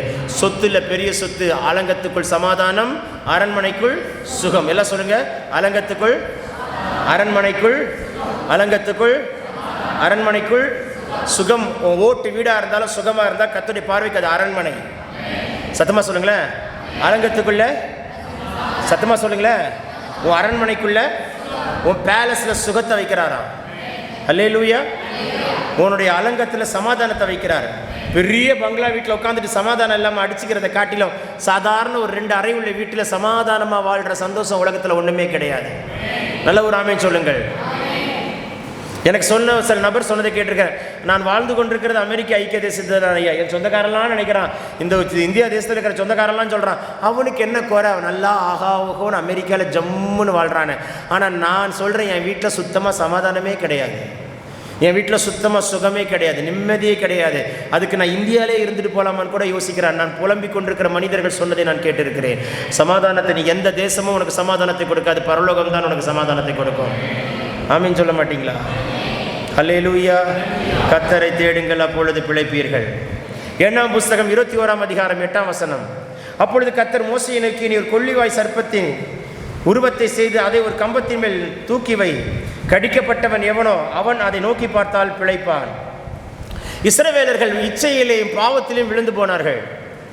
தேவன் அவர்களுக்கு ஒரு கொள்ளிவாய் சர்ப்பத்தை உண்டு பண்ணார். அந்த சர்ப்பம் கடிக்க ஆரம்பித்தது. பல பேர் மாண்டு போகிறார்கள். அப்பொழுது ஒரு பெரிய கம்பத்தை கர்த்தர் உண்டாக்க சொன்னார். இந்த கம்பத்தை உண்டாக்கி கொள்ளிவாய் சர்ப்பத்தை வைத்து அதை நோக்கி பார்க்கும்படி சொன்னார். இதை பார்த்தவன் பிழைப்பான் என்று சொன்னார். எதற்கு அதை குறிக்கிறது? இயேசுவும் தம்முடைய வார்த்தை சொன்னார். மோசேயின் நாட்களில் கொள்ளிவாய் சர்ப்பத்தை பார்த்தது பிழைத்தது போல் இன்றைக்கு அழகாய் சொல்லுகிறார் அந்த நிருபங்களிலே, சிலுவையை நோக்கி பார்த்தவன் பிழைத்தான். சிலுவையை நோக்கி பார்த்தவன் பிழைத்தான். சிலுவையை நோக்கி பார்த்தவன் பிழைத்தான். ஆமென் சொல்ல மாட்டீங்களா? சிலுவை தான் உன்னை பிழைக்க வைக்கும். சிலுவை நோக்கி பார்த்தவன் பிழைத்தான். ஒருவன் என்னை பின்பற்ற விரும்பினால் தன்னைத்தானே வெறுத்து தன் சிலுவை எடுத்து சுமக்க கடவன். எனக்கு ஒரு சிலுவை, உங்களுக்கு ஒரு சிலுவை. உங்கள் சிலுவை நீ சுமக்கணும், என் சிலுவை நான் சுமக்கணும். ஒரு மனுஷனுக்கு சொன்ன, ஆண்டவரே என் சிலுவை என்னால் சுமக்கவே முடியலப்பா, ரொம்ப கஷ்டமாக இருக்குது என்று சொன்னார். ஆகையினாலே கர்த்தர் சொன்னார், இதோ பார், இத்தனை சிலுவைகள் இருக்கிறது, எதை வேண்டுமானாலும் எடுத்துக்கொள், உனக்கு எது கம்ஃபர்டபுளாக இருக்கிறதோ எடுத்துக்கொண்டு போய் என்று சொன்னார். இவன் ஒவ்வொரு சிலுவையாக தூக்கி தூக்கி தூக்கி தூக்கி தூக்கி தூக்கி எல்லாத்தையும் பார்த்துட்டு கடைசியில் ஒரு சிலுவை எடுத்துட்டு, ஆண்டவர் இந்த சிலுவை நல்லா இருக்குது, இதை நான் தூக்கவான்னு கேட்டான். ஆண்டவர் சொன்னார், முட்டாளே, நீ கையிலிருந்து இறக்கி வைத்தி அதுதான்டா அந்த சிலுவை என்று சொன்னார். உன் சிலுவை நீ தான் சுமக்க வேண்டும், என் சிலுவை நான் தான் சுமக்க வேண்டும். ஆமீன் சொல்ல மாட்டீங்களே? ஹல்லேலூயா. ஒரு கோதுமை மணி இருக்குல்ல, கோதுமை மணியானது, அப்போது கோதுமை மணியை உரலில் போட்டு இடி இடின்னு இடிப்பான். எங்கள் ஊரில் பாட்டிமாரெலாம் பார்த்தீங்கன்னா இப்படி தட்டி அப்படி வரும். உங்கள் ஊர்லலாம் வந்துருக்கா, பார்த்துருக்கீங்களான்னு தெரில. இப்படி தட்டுனா அப்படி வரும். உரலில் இருக்கீங்களா இல்லையான்னு தெரில. அந்த பாட்டிலாம் 90 வயசு வரைக்கும் சும்மா தெம்பா பிடி உஷா மாதிரி ஓடுவாங்க. இருக்கீங்களா இல்லையான்னு தெரில. இப்படி தட்டுனா அப்படி வரும். சொல்ல மாட்டிங்களா? இப்படி தட்டுனா அப்படி வரும். அதெல்லாம் மறந்துட்டிங்களா? இருக்கீங்களா? எங்கள் ஊரில் எங்கள் பாட்டி தான் செய்வாங்க. அதை இடித்து மாவாக்குவாங்க. அதில் 2 கோதுமை மணி வெளியே விழுந்து விட்டதாம். விழுந்த கோதுமை மணி சொல்லிச்சான், அட முட்டா பசங்களே, இப்படி இடி வாங்கி சாகுறீங்களே, எங்களை மாதிரி ஜம்பாக எஸ்கேப் ஆகிடக்கூடாதா அப்படின்னு கேட்டுச்சான்.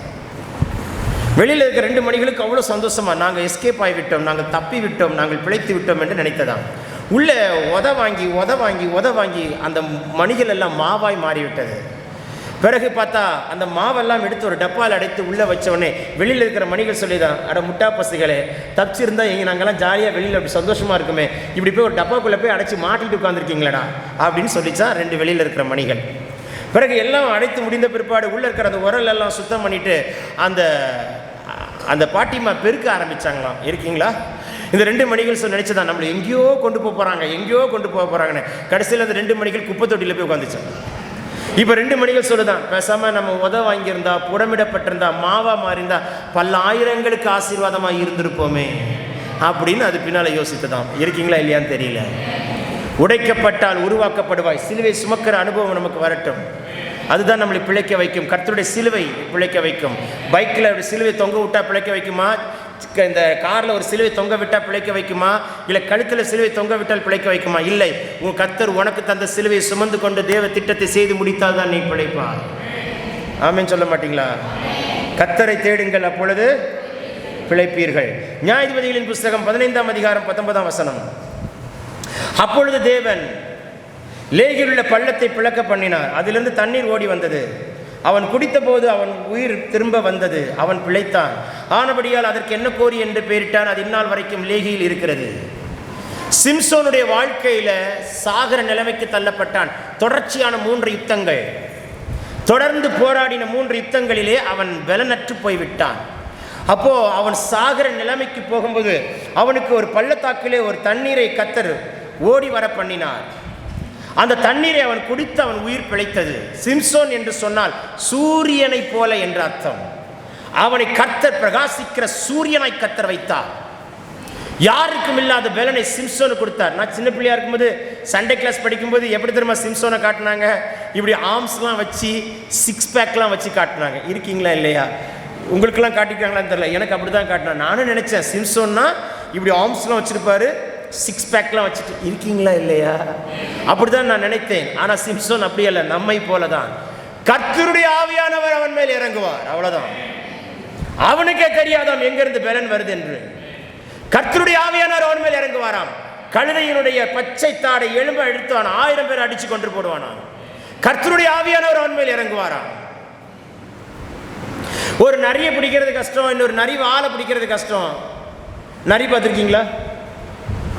எங்க பார்த்துருக்கீங்க? சொல்லுங்கப்பா. ஜூல, டிவியில், காட்டில். அல்லேலூயா. அல்லேலூயா கூட சொல்ல மாட்டீங்களா? சரி, நான் இப்போ ஒரு கேள்வி கேட்குறேன். பிரதர், உங்கள்கிட்ட பணத்தை வாங்கிட்டு எப்போ வாங்கினேன்னு கேட்குறானே, அவன் பேர் என்ன? உங்கள்கிட்ட கையெழுத்தை வாங்கிட்டு உன்னை கோர்ட்டில் கொண்டு போய் நிறுத்துறானே, அவங்க பேர் என்ன? உங்களுக்கு முன்ன ஒன்று பின்ன ஒன்று பேசுகிறானே, அவங்க பேர் என்ன? உங்கள் முகத்தை பார்த்து சிரிச்சுட்டு உங்களை பற்றி தப்பாக பேசுகிறாங்களே, அவங்க பேர் என்ன? உங்களுக்கு குழி தோன்றாங்களே, அவங்க பேர் என்ன? இப்போ நான் கேட்குறேன், நரி எங்கே பார்த்துருக்கீங்க? சும்மா சொல்லுங்க, நரி எங்கே பார்த்துருக்கீங்க? பக்கத்திலே இருக்கா?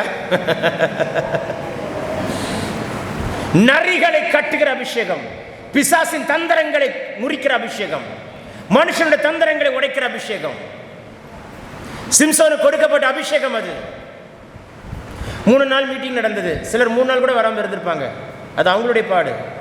ஆனால் வந்தவர்களுக்கு என் தேவன் சொல்கிறார், இந்த மாதம் முடிகிறதற்குள்ளாக என் கர்த்தர் செய்கிறத நிச்சயம் காண்பீர்கள். நரிகளை கட்டுகிற அபிஷேகம். சிம்சோனுக்கு 15 நியாயாதிபதிகள்ல யாருக்கும் இல்லாத ஒரு அபிஷேகத்தை கர்த்தர் சிம்சோனுக்கு கொடுத்தார். யாருக்கும் இல்லாத அபிஷேகத்தை சிம்சோனுக்கு கொடுத்தார். சிம்சோனுடைய பிரச்சனை என்ன தெரியுமா? தெலீலாளோட சேர்ந்தான். தெலீலா வீக்குன்னு அர்த்தம். நீ பலமுள்ளவன் தானே, நீ ஏன் வீக்கான ஆளோட சேர்ந்த? நீ அதிக பலமுள்ள ஆளோட சேரணும். ஜப ஜீவியத்தில், வேத தியானத்தில், பரிசுத்த ஜீவியத்தில் உங்க வாழ்க்கையில வளரணுமா? உங்களை விட அதிக ஜபிக்கிற ஆட்களோடு, அதிகமாய் வேதத்தை தியானிக்கிற ஆட்களோடு, அதிகமாய் கர்த்தரை துதிக்கிற ஆட்களோடு, பரிசுத்தமாய் வாழ்கிற ஆட்களோடு உங்கள் இணைப்பு இருக்கட்டும், உங்களுடைய கனெக்ஷன் இருக்கட்டும். சிம்சோனுடைய பிரச்சனை அதுதான். தெலீலாள் கண்ணை கட்ட ஆரம்பித்து விட்டால், ஒரு பெண்ணால் விழுந்து போனான். யோசித்து பாருங்கள், என் தலைமுடி எல்லாம் போய்விட்டால் சரியாய் போயிடும். அவன் தலைமுடி சிரைக்கப்பட்டு விட்டாயிற்று, பலன் இழந்து போனான், கோட்டையில கட்டி தொங்க விடப்பட்டு இருக்கிறான். சிங்காசனத்தில் உட்கார்ந்து இருக்கிற கர்த்தர் பார்த்துக்கிட்டே தான் இருக்கிறார்.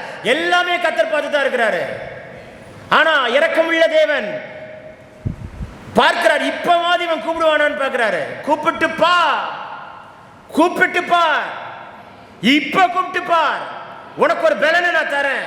நீ தோல்வியோடு முடிக்க கூடாது, நீ ஜெயத்தோடு முடிக்கணும். நீ தோல்வியோடு முடிக்க கூடாது, நீ ஜெயத்தோடு முடிக்கணும். இப்ப கூப்பிட்டு பார் சிம்சோனே. அவன் மேல் வைத்த அபிஷேகம் அப்படிப்பட்ட அபிஷேகம். சிலருக்கு கர்த்தர் விசேஷித்த அபிஷேகத்தை கொடுப்பார். அபிஷேகத்தை துச்சமாய் எண்ணி விடாதிருங்கள். அபிஷேகம் தான் ஒரு மனிதனை பிழைக்க வைக்கிறது. கர்த்தருடைய அபிஷேகம் தான் என்னை காப்பாற்றுகிறது. கர்த்தருடைய அபிஷேகம் தான் என்னை வாழ வைக்கிறது. அபிஷேகம் தான் என்னை வழி நடத்துகிறது. ஒவ்வொரு மனிதனையும் வழி நடத்துகிறது கர்த்தர் தருகிற அபிஷேகம் தான். கர்த்தர்ட்ட காத்திருந்து கேட்டு வாங்குங்கள். தாகமுள்ளவன் மேல் தண்ணீரை ஊற்றுவார், வறண்ட நிலத்தின் மேல் ஆறுகளை ஊற்றுவார், சந்ததியின் மேல் ஆவியை ஊற்றுவார், சந்தானத்தின் மேல் ஆசீர்வாதத்தை ஊற்றுவார். உங்க மேல வைக்கிற அபிஷேகம் சந்ததிகளுக்கும் அது போய் சேருமா, தலைமுறைக்கும் அது போய் சேருமா? ஆமீன் சொல்ல மாட்டீங்களா? உங்களுக்கு ஒரு எக்ஸாம்பிள் சொல்கிறேன். ஒரு ஈனோக்கு தேவனோடு சஞ்சரித்தான். 365 வருஷம் தான் வாழ்ந்தான். ரொம்ப குறைவான வருஷம். அவன் பெற்றெடுத்தது மெத்துசலா, ரொம்ப அதிகமான வருஷம். இன்னைக்கு உலகத்திலேயே அதிகமான வருஷம் வாழ்ந்த ஒரே ஆள் யாருன்னா மெத்துசலா. இதுக்கப்புறம் எவனுமே அது போல வாழ போறதில்ல, வாழவும் முடியாது. 969 இயர்ஸ் உயிரோடு வாழ்ந்த மனுஷன் மெத்துசலா. இதுக்கு அப்புறமா வாழ முடியாது, இதுக்கு முன்னும் வாழ்ந்ததா சரித்திரமும் கிடையாது. ஒரு மனுஷன் தேவனோடு சஞ்சரித்தான். அவன் பிள்ளைக்கு கர்த்தர் எத்தனை வருஷங்கள் ஆயுசு நாட்களை கூட்டி கொடுக்கிறார் பாருங்க. அந்த பிள்ளை ஒரு பேரனை கண்டுட்டு கண்ணை மூடுறான். எந்த பேரனை கண்டான்? நோவாவை கண்டான். நோவா கட்டின பேழையை கண்டான். ஒரு ஈனோக்கு தேவனோடு நடந்தான், தேவனோடு சஞ்சரித்தான், அடக்கமில்லை, அடக்காராதனம் இல்லை, எடுத்துக்கொள்ளப்பட்டான். ஆனால் அவனுடைய 4வது தலைமுறை பாருங்க, ஒரு பேழையை கட்டுகிறது. நீ ஒரு ஆள் கர்த்தருடைய அபிஷேகத்தை பெற்று கர்த்தர் வைத்த காரியத்தை செய்து முடிப்பாய் என்றால் உன் 4வது தலைமுறை கர்த்தர் எழுப்புவார். உன் அடுத்த தலைமுறைக்கும் அந்த ஆசீர்வாதத்தை எழுதுவார். ஆமென் சொல்ல மாட்டீங்களா? பேரன் பேத்தி கட்டுகிற ஆசீர்வாதத்தை பார்த்துட்டு கண்ணை மூடணும். பேரன் பேத்திகளை கொண்டு கட்ட செய்யற காரியத்தை பார்த்து கண்களை மூடணும். விசுவாசத்தில் ஒரு ஆமீன் சொல்லுவோமே. உங்கள் குடும்பங்களை கர்த்தர் அப்படி வைப்பாராக. வானம் திறக்கப்படுகிறதை பார்க்கிறேன். உங்க வீட்டுக்குள்ள இருக்கிற இருள் எல்லாம் முறிக்கப்படுவதாக. பேசிக் கொண்டிருக்கும் பொழுது பரலோகம் திறக்கப்படுகிறது. ஒரு சிங்காசனத்தை கர்த்தர் காண்பிக்கிறார். சிங்காசனத்திலிருந்து நதி புறப்பட்டு வருகிறதை பார்க்கிறேன். உங்க தலைமையில் அந்த அபிஷேக தைலத்தை கர்த்தர் ஊற்றுகிறார். இந்த ராத்திரி ஒரு விடுதலை உண்டாகட்டும், அற்புதம் நடக்கட்டும். இயேசுவின் நாமத்தினால் எல்லா இருளும் அகன்று போகட்டும். உன் சந்ததிகளை கர்த்தர் ஆசீர்வதிப்பாராக. யோபு 4 தலைமுறையை கண்ட மனுஷன். யெகூ 4 தலைமுறை சிங்காசனத்தில் உட்கார வைத்தார். இன்றைக்கு உன் தலைமுறைகளை கர்த்தர் சிங்காசனத்தில் உட்காருகிறதை காணக்கூடிய பாக்கியத்தை கர்த்தர் உங்களுக்கு தந்து காலத்தை முடிக்கிற ஆசீர்வாதத்தை தேவன் உங்களுக்கு தருவாராக. ஆமென் சொல்ல மாட்டீங்களா? ஹல்லேலூயா. கர்த்தரை தேடுங்கள், போராடி தேடுங்கள், தப்பே கிடையாது. நான் கல்லூரி படிக்கும் பொழுதெல்லாம் எப்படி ஆண்டவரை தேடின அனுபவத்தை நான் நினைவு போட்டுகிறார். வீட்டிலேருந்து காலேஜ் போகிற வரைக்கும் நல்லா ஜெபிச்சுக்கிட்டே போவேன். வீட்டிலேருந்து போகிறதுக்கு முன்னாடி ஆலயத்துக்கு வந்து ஜெபம் பண்ணிட்டு தான் காலேஜ் போவேன். காலேஜில் ஃப்ரீ பீரியட் கிடச்சின்னா எங்கேயாவது பெவிலியன் எங்கேயாவது கேலரியில் உட்காந்துட்டு அப்படியே கையை நீட்டி அப்படியே உட்காந்து நல்லா பாடிட்டு நான் பாட்டு ஜெபம் பண்ணிகிட்டே இருப்பேன். அடுத்த ரிங் அடிக்கும்போது நேராக கிளாஸுக்கு ஓடி வந்துடுவேன். நைட்டு முடித்த உடனே நான் பார்ட் டைம் ஜாப் பண்ணி தான் படித்தேன். பார்ட் டைம் ஜாப் போவேன் ஹாஸ்பிட்டலில். பார்ட் டைம் முடிச்சுட்டு நைட்டு வருவேன். சாப்பிட்டு முடித்த உடனே ஒரு தலையை எடுத்துகிட்டு நேராக ஆலயத்துக்கு வந்துடுவேன். ஆலயத்தில் தான் உட்காந்து நைட்டெல்லாம் ஜெபம் பண்ணிவிட்டு 2 மணிக்கு தூங்குவேன். காலைல 6 மணிக்கு எழும்பும்போது மறுபடியும் ஒரு 1/2 மணி நேரம் ஜெபிப்பேன். காலேஜ் முடிச்சுட்டு வீட்டுக்கு வரும்போது ஆலயத்துக்கு வந்து ஜெபம் பண்ணிவிட்டு ஒரு 10 நிமிஷமாக ஜெபம் பண்ணிட்டு தான் வீட்டுக்கு போவேன். இந்த ஜெபம் தான் இன்றைக்கி நிற்க வைக்குதுங்க. நான் ரொம்ப பெரிய படிப்பாளிலாம் கிடையாது, ரொம்ப திறமசாலிலாம் கிடையாது. எங்கள் அண்ணன் அப்படி புக்கை அப்படி பிறந்தாலே கடன்னு படித்து முடிச்சிடும், பயங்கர ப்ரில்லியண்ட்டு. ஆனால் நான் ஒரு பேராகிராஃபோ ஒரு நாள் ஃபுல்லாக படித்தா அடுத்த நாள் புக்கே என் கண்ணுக்கு புதுசாக தான் தெரியும். உண்மையிலே சொல்கிறேங்க, அப்படிப்பட்ட ஆள் தான் நான். வெக்கத்தை விட்டு சொல்கிறேன், 12ஆம் வகுப்பில் 3 பாடம் தோல்வி கண்டவன் நான். எங்கள் அப்பா டீச்சர், எங்கள் அம்மா டீச்சர், அவங்களுக்குலாம் மானம் கப்பல் ஏறும். வாதியார் பிள்ளையாக இருந்துட்டு இப்படி ஃபெயிலாகி மக்கு சாம்பிராணியாக உட்காந்துருக்கேன்னு எங்கள் அப்பா என்னை திட்டுன்னு திட்டுவார். என்னை கொண்டு ஒரு டியூஷனில் சேர்த்து விட்டார். டியூஷன் சேர்த்து நான் ஃபெயில் ஆனேன். யோசிச்சு பாருங்களேன், எனக்கு சுத்தமாக படிப்பே மண்டையில் ஏறாது, படிப்பே நிற்காது. எங்கள் அம்மா டெய்லி நைட் தூங்கின தலையில் எண்ணெய் எடுத்து பூசிட்டு இருப்பாங்க. எழுந்து பார்த்தா என்னம்மா பண்ணுறீங்கன்னு. நீ பேசாமல் படு, உனக்கு கொஞ்சமாவது புத்தி வரணும்ல, அதுதான் ஜோம் பண்ணுறேன்னு. பிறகு எங்கள் அம்மா தலையில் எண்ணெய் பூசுவாங்க. எனக்கு எண்ணெய் பூசினா பிடிக்காது. கல்லூரி படிக்கிற நாட்களில் திட்டுவேன், நீ காலையில் சோப் போட்டு கழுவிக்கோ, இப்போ பேசாமல் படு அப்படின்வாங்க. நான் பக்கத்து ரூமில் படுத்திருப்பேன், எங்கள் அம்மா அப்பா அடுத்த ரூமில் படுத்திருப்பாங்க. ஆனால் வந்துட்டு என் தலையில் எண்ணெய் பூசி ஜோம் பண்ணிட்டு தான் போவாங்க. நான் தரையில் பாயில் தான் படுத்திருப்பேன். என் தாயினுடைய ஜபத்தை குறித்து நான் யோசித்து பார்க்கிறேன். எத்தனை நாள் எங்கள் அம்மா எனக்கு என்ன பூசி ஜோம் பண்ணியிருக்காங்க தெரியுமா? எத்தனை நாள். ஒரு தாயினுடைய ஜபம் தாங்க இன்னைக்கு நான் நிற்க வைக்குது. தாய், நீ ஜபிக்கலன்னா உன் பிள்ளையினுடைய ஆசீர்வாதத்தை துளி கூட பார்க்க முடியாது. தாயே, உன் பிள்ளை நீ படிக்க வைக்கிறதுனால நீ ஆசீர்வாதத்தை பார்த்துன்னு நினைக்கிறீங்களா? உங்கள் பிள்ளைகளுக்கு பெரிய வேலை கிடைக்கிறனால நீங்கள் ஆசீர்வாதத்தை பார்த்துன்னு நினைக்கிறீங்களா? உங்கள் பிள்ளைகளுக்கு ஒரு பெரிய இடத்துல மங்களமணியம் கொடுக்கறதுனால நீங்கள் ஆசீர்வாதத்தை பார்த்துன்னு நினைக்கிறீங்களா? உங்களை விட பெரிய பெரிய ஜாம்பவான்கள்லாம் நான் பார்த்துட்டேன். பெரிய பெரிய இடத்துலலாம் கல்யாணம் பண்ணி கொடுத்துட்டு ஒரு பிள்ளை வெறும் காலிலே வீட்டில் 4 காரு, 4 டிரைவர், 2 வாட்ச்மேன், அந்த வீட்டுக்குள்ளே நரக வேதனை சகிக்கிற ஒரு பிள்ளை, ஒரு மருமக வீட்டில் வெறும் காலோட 1/2 கிலோமீட்டர் மத்தியான வெப்பத்தில் தப்பி ஓடி அப்பா என்னை காப்பாற்றுங்கன்னு 1/2 கிலோமீட்டர் தூரத்தில் நிற்கிற ஒரு காரில் ஓடி போய் ஏறின கதையை நான் கேட்டிருக்கிறேங்க. எவ்வளோ வருத்தமாக இருக்குது யோசிச்சு பாருங்களேன். அவ்வளோ பெரிய அரண்மனையில் கட்டி கொடுத்த அந்த பிள்ளைக்கு சுத்தமாக சமாதானம் கிடையாது. யோசிச்சு பாருங்களேன், 60 கிலோவாய் உள்ளே போன பிள்ளை 45 கிலோவாய் மாறி போனாள். அவ்வளோ பெரிய பங்களா வீடு தான், அரண்மனை போன்ற வீடு தான், சுத்தமாக சமாதானம் கிடையாதுங்க. யாருங்க சமாதானத்தை கொடுக்க முடியும்? எதுங்க உங்களை பிழைக்க வைக்கும்? பணமா? என் பிள்ளையை நான் பெரிய இடத்துல கட்டி கொடுத்துட்டனால உங்கள் பிள்ளை பிழைக்கும்னு நினைக்கிறீங்களா? இல்லை பிரதர், இல்லை சிஸ்டர். நான் எப்பவுமே சொல்லுவேன், உங்கள் பிள்ளைகளை கைப்பிடிக்கிற வாழ்க்கை நல்ல ஒரு குணசாலியான தேவ சாயல் உள்ள கர்த்தரை தேடுகிற தேவனுக்கு பயப்படுகிற மனுஷன் அவனை கை பிடிச்சான்னா அந்த அவன் ஆரம்பம் கொஞ்சம் சம்பளமாக இருந்தாலும் அவன் பிள்ளை வாழ்க்கை இப்படி உயரத்தில் போகிறத நிச்சயம் பார்ப்பீங்க.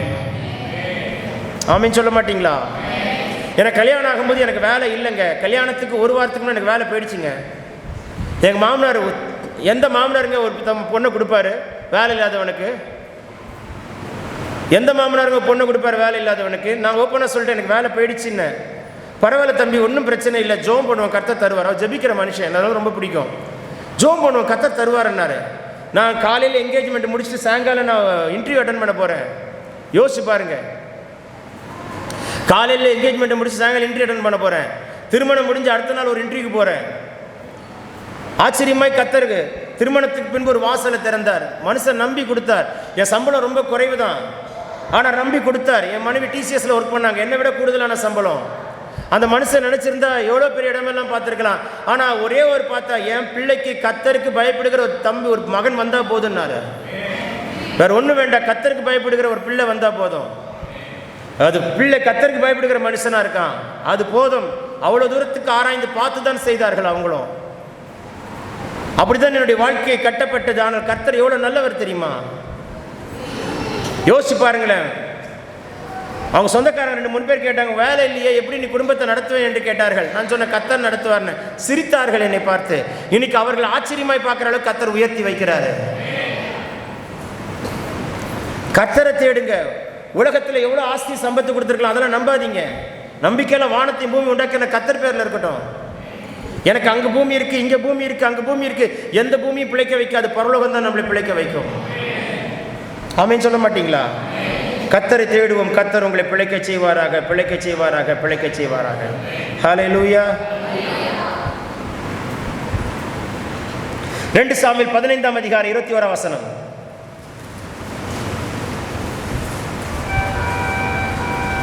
இன்னும் 2 வசனத்தை சொல்லி நான் முடிக்கிறேன்.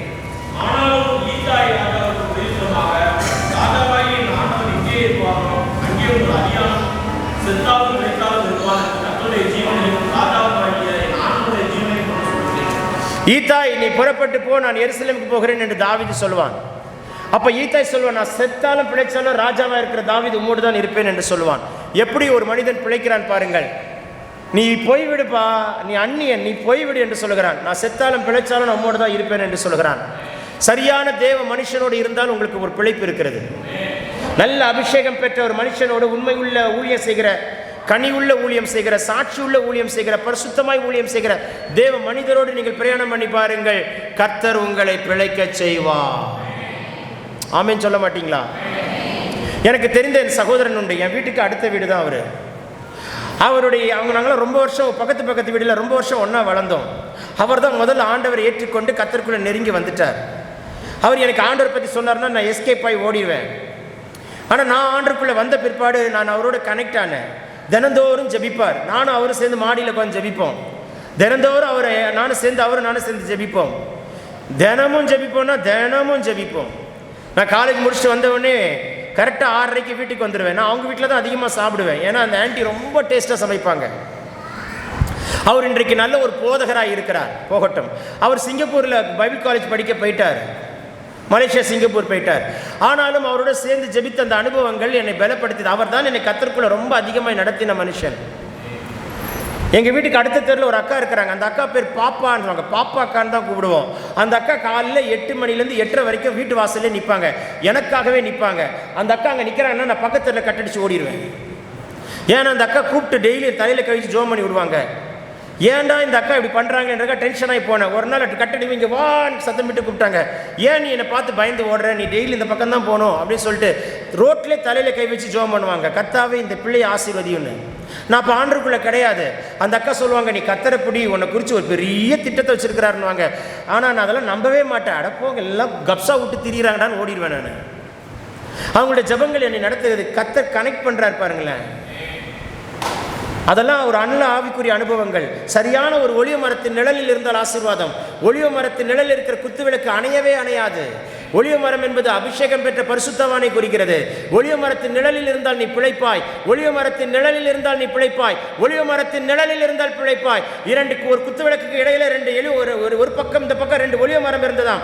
அந்த ஒளிய மரம் அது குத்துவிளக்குக்கு எண்ணெயாய் மாறியது. அது எரிந்து பிரகாசிக்கிற விளக்காய் இருந்தது. அது யாரும் அணைக்கவே முடியாது. உங்களையும் கர்த்தர் அப்படித்தான் வைப்பார். ஒளிய மரத்தின் நிழலில் இருந்தால் நீங்கள் பிழைப்பீர்கள். ஆமென் சொல்ல மாட்டீங்களா? சத்தமா சொல்லுங்களேன். மார்க் எழுதின சுவிசேஷ புஸ்தகம் 5ஆம் அதிகாரம் 23. என் குமாரத்தி மரண அவஸ்தைப்படுகிறார். அவருக்கு நடைபெறுக்கு நீ வந்து கைகளை வையும், அப்பொழுது கேட்பாள் என்று அவரை மிகவும் வேண்டிக் கொண்டார். கவனிங்கள், இயேசுவும் வீட்டுக்கு போறேன்னு வந்துட்டாரு. கூப்பிட்டவன் எவரு என்று சொன்னால் என் வெளிச்சம் என்று அர்த்தம். வேறு என் வெளிச்சம் என்று அர்த்தம். வீட்டுக்குள்ளே மரண இருள். இவன் அழைத்து கொண்டு போகிறான். யாரை? இயேசுவை. போகிற வழியில தான் 12 வருஷமாய் பெரும்பாடுள்ள ஸ்திரீ, ஆசிகளெல்லாம் செலவழிந்து வயிற்றினால் மிகவும் வருத்தப்பட்டு சற்றும் குணமடையாமல் இயேசுவை குறித்து கேள்விப்பட்டு வஸ்திரத்தின் ஓரத்தையாகிலும் தொடலான் வரால். கூட்டம் பெருசு. இயேசு போயிட்டே இருக்கிறார். முட்டி மோதி இயேசு போன வேகத்தை விட வேகமாய் உள்ளே நுழைந்து இயேசுவின் வஸ்திரத்தை தொட்டார். அவள் உக்கிரத்தின் ஊரல் நின்று விட்டது. அவள் சுகமடைந்தாள். இயேசு கேட்டார், என்னை தொட்டது யார் என்று கேட்டார். பேதுரு கேட்டான், இத்தனை திரளானங்கள் சூழ்ந்திருக்க எப்படி ஆண்டவர் என்று கேட்டான். இல்லை, என்னிடத்திலிருந்து ஒரு வல்லமை புறப்பட்டது என்று சொன்னார். உடனே அவன் நடுநடுங்கி தேவ சமூகத்தில் வந்த ஸ்திரீயை, உன் வேதனை நீங்கள் சுகமாயிரு என்று சொன்னார். இந்த சம்பவம் நடக்கும்போது சற்று தாமதமாகிறது இயேசுவுக்கு. யாருக்கு தாமதமாகிறது? எவருக்கு தாமதமாகிறது? அங்கே மரண அவஸ்தைப்படுகிறார். இயேசு சீக்கிரம் வந்து கையை வைப்பார்னு பார்த்தா இடையில இவ குறுக்கால வந்துட்டாலே. இது என்ன பெரிய தடையா இருக்கு என்று யோசித்திருப்பான். சில தடைகள் வருவது நல்லது. பெரிய திட்டத்தையும் இயற்கைக்கு அப்பாற்பட்ட அற்புதத்தை செய்யும். அது இந்த அற்புதம் நடந்து முடிஞ்ச உடனே செய்தி வருகிறது, போதகரை தொந்தரவு செய்ய வேண்டாம், பிள்ளை மரித்து போனால். இயேசு சொன்னார், பயப்படாதே, விசுவாசம் உள்ளவனாயிரு. எல்லாம் சொல்லுங்க, பயப்படாதே, விசுவாசம் உள்ளவனாயிரு. திரும்ப சொல்லுங்க, பயப்படாதே, விசுவாசம் உள்ளவனாயிரு. என்ன அர்த்தம் தெரியுமா? இயேசு ஏன் அந்த வார்த்தை சொல்ற அர்த்தம் என்ன தெரியுமா? ஏய் எவரு பார்த்தல, நீ என்னை கூப்பிட்ட, நான் உன் வீட்டுக்கு போறேன், இவன் என்னை கூப்பிட இல்லை, தானா வந்தா, தொட்டா, சுகத்தை வாங்கினா போனா, 12 வருஷமா பெரும்பாடு இல்லவ. இந்த 12 என்ன தொட்டு சுகமாக்குமானால் அந்த 12 நான் தொட்டு எழுப்புவேன். இதுவும் 12 தான், அதுவும். ஐயோ சாமி, இருக்கீங்களா இல்லையா? இதுவும் 12 தான், அதுவும். இந்த 12 இயேசு வந்தது தொட்டது, அந்த 12 இயேசு போய் தொட்டார். ஆமென் சொல்ல மாட்டீங்களா? இந்த 12 என்னை தொட்டு சுகமாக்குமானால் அந்த 12 நான் தொட்டு சுகமாக்குவேன், நான் தொட்டு உயிரோடு எழுப்புவேன். விசுவாசிக்கிறோம்? ஆமென் சொல்லுங்களேன். அது மறிக்கணும், நான் உயிரோடு எழுப்பணுங்கிறது பிதாவுடைய திட்டமாக இருந்தது. அதுபோலதான் இயேசுடைய வாழ்வில் நடந்தது. பயப்படாத, விசுவாசம் உள்ளவனாய் இருந்தார். பிழைக்க வைக்கிறவர் கர்த்தர். ஆமென் சொல்ல மாட்டீங்களா?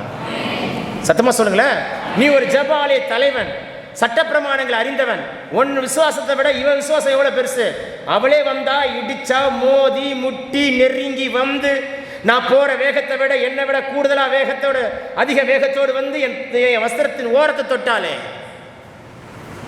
அவருக்கு எப்படி அந்த வெளிப்பாடு வந்தது? வஸ்திரத்தின் ஓரத்தை தொட்ட சுகம் கிடைக்கும். எப்படி வெளிப்பாடு வந்தது?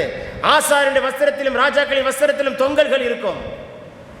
ஆகையினால் தான் தாவீது பாருங்கள், சவுலை கொல்லுகிறதற்கு வாய்ப்பு கிடைக்கும் போது சவுலுடைய வஸ்திரத்தின் ஓரத்தை கட் பண்ணிட்டு வருவார். காரணம் என்ன தெரியுமா? ராஜாவுடைய வஸ்திரத்தில் ஒரு அதிகாரம் உண்டு, இவன் ராஜா என்று. ஆசாரியனுடைய வஸ்திரத்தில் ஒரு அதிகாரம் உண்டு, இவன் ஆசாரியன் என்று. ஆகையினால தான் உங்களுடைய வஸ்திரத்தில் ஒரு அதிகாரம் உண்டு. என்ன அதிகாரம்? சுகமளிக்கிற அதிகாரம், வியாதியை சுகமாக்குற அதிகாரம், கட்டுகளை முறிக்கிற அதிகாரம். ஆமென் சொல்ல மாட்டீங்களே? I want to take that authority and receive the healing in my physical body. என் சரீரத்தில் ஒரு சுகத்தை பெற்றுக்கொள்ள வேண்டும் என்று முயற்சி எடுத்தார். ஆமென் சொல்லுங்களேன். இப்போ நான் ஒரு கேள்வி கேட்கிறேன், யாருடைய விசுவாசம் பெரியது? எவருடைய விசுவாசம் பெரிதா? 12 வருஷமா பெரும்பாடு ஸ்திரீ வந்து வஸ்திரத்தை தொட்டாலே அவ விசுவாசம் பெருசா? சத்தமா சொல்லுங்க. உங்க விசுவாசம் பெரிதா இருந்தால் நீங்கள் பிழைப்பீர்கள். விசுவாசம் வயது கூட கூட விசுவாசம் பெருகணும், வயது கூட கூட விசுவாசம் பெருகணும், வயது கூட கூட விசுவாசம் பெருகணும். 2 நாளாக நான் கேட்டுகிட்டே இருந்தேன், என்னையா மழையே உங்கள் ஊரில் வரலையான்னு கேட்டேன். அடிச்சுது மழை. ஆமென்னே சொல்ல மாட்டீங்க. நான் வெளியே வந்து கேட்டேன், மீட்டிங் தடை பண்ணக்கூடாது ஆண்டவரே, என்ன நிறுத்தினது மழை. ஏசப்பா ரொம்ப நல்லவர். அல்லேலூயா. கர்த்தரை தேடுங்கள், அப்பொழுது பிழைக்க செய்வார். 2 வசனத்தோடு நான் முடிக்கிறேன். இப்படி தான் முன்னையும் சொன்னீங்க, கேட்டுக்கோங்க. அப்போஸ்தலர் 28ஆம் அதிகாரம் 4ஆம் வசனம். அப்போஸ்தலர் 28:4. விஷப்பூச்சி அவன் கையில் தொங்குகிறதை அந்நியராகி அந்த தீவார் கண்டபோது, இந்த மனுஷன் கொலைபாதகன், இதற்கு சந்தேகமில்லை, இவன் சமுத்திரத்துக்கும் தப்பி வந்தும் பழியானது இவனை பிழைக்க ஒட்டவில்லை என்று தங்களுக்குள்ளே சொல்லிக் கொண்டார்கள். விஷப்பூச்சி அவனை கடித்தது. சரி, 2ஆம் வசனத்தை வாசிங்க. அந்நியராகிய அந்த தீவார் எங்களுக்கு பாராட்டின அன்பு கொஞ்சமல்ல, அந்த வேளையிலே பிடித்திருந்த மலைக்காகவும். சரி, 3ஆம் வசனம் என்ன? 3ஆம் வசனம். பவுல் சில விரல்களை வாரி அந்த நெருப்பின் மேல் போடுகையில் ஒரு விரியன் பாம்பு அனல் கொண்டு எழும்பியதாம். 3ஆம் வசனம் விரியன் பாம்பு, 4ஆம் வசனம் விஷப்பூச்சி, 5ஆம் வசனம் வாசிங்க. அவன் கையை பிடித்து தொங்கியதான். எல்லாரும் சொல்லிட்டாங்க, இவன் செத்து போறான், இவனுக்கு அடக்காரதனை முடிச்சிருவோம், பெட்டியில ரெடி பண்ணிட்டானுங்க. எல்லார் கண்ணுக்கும் அது விரியன் பாம்பு, சுத்தி பார்த்த கண்ணுக்கெல்லாம் விஷப்பூச்சி.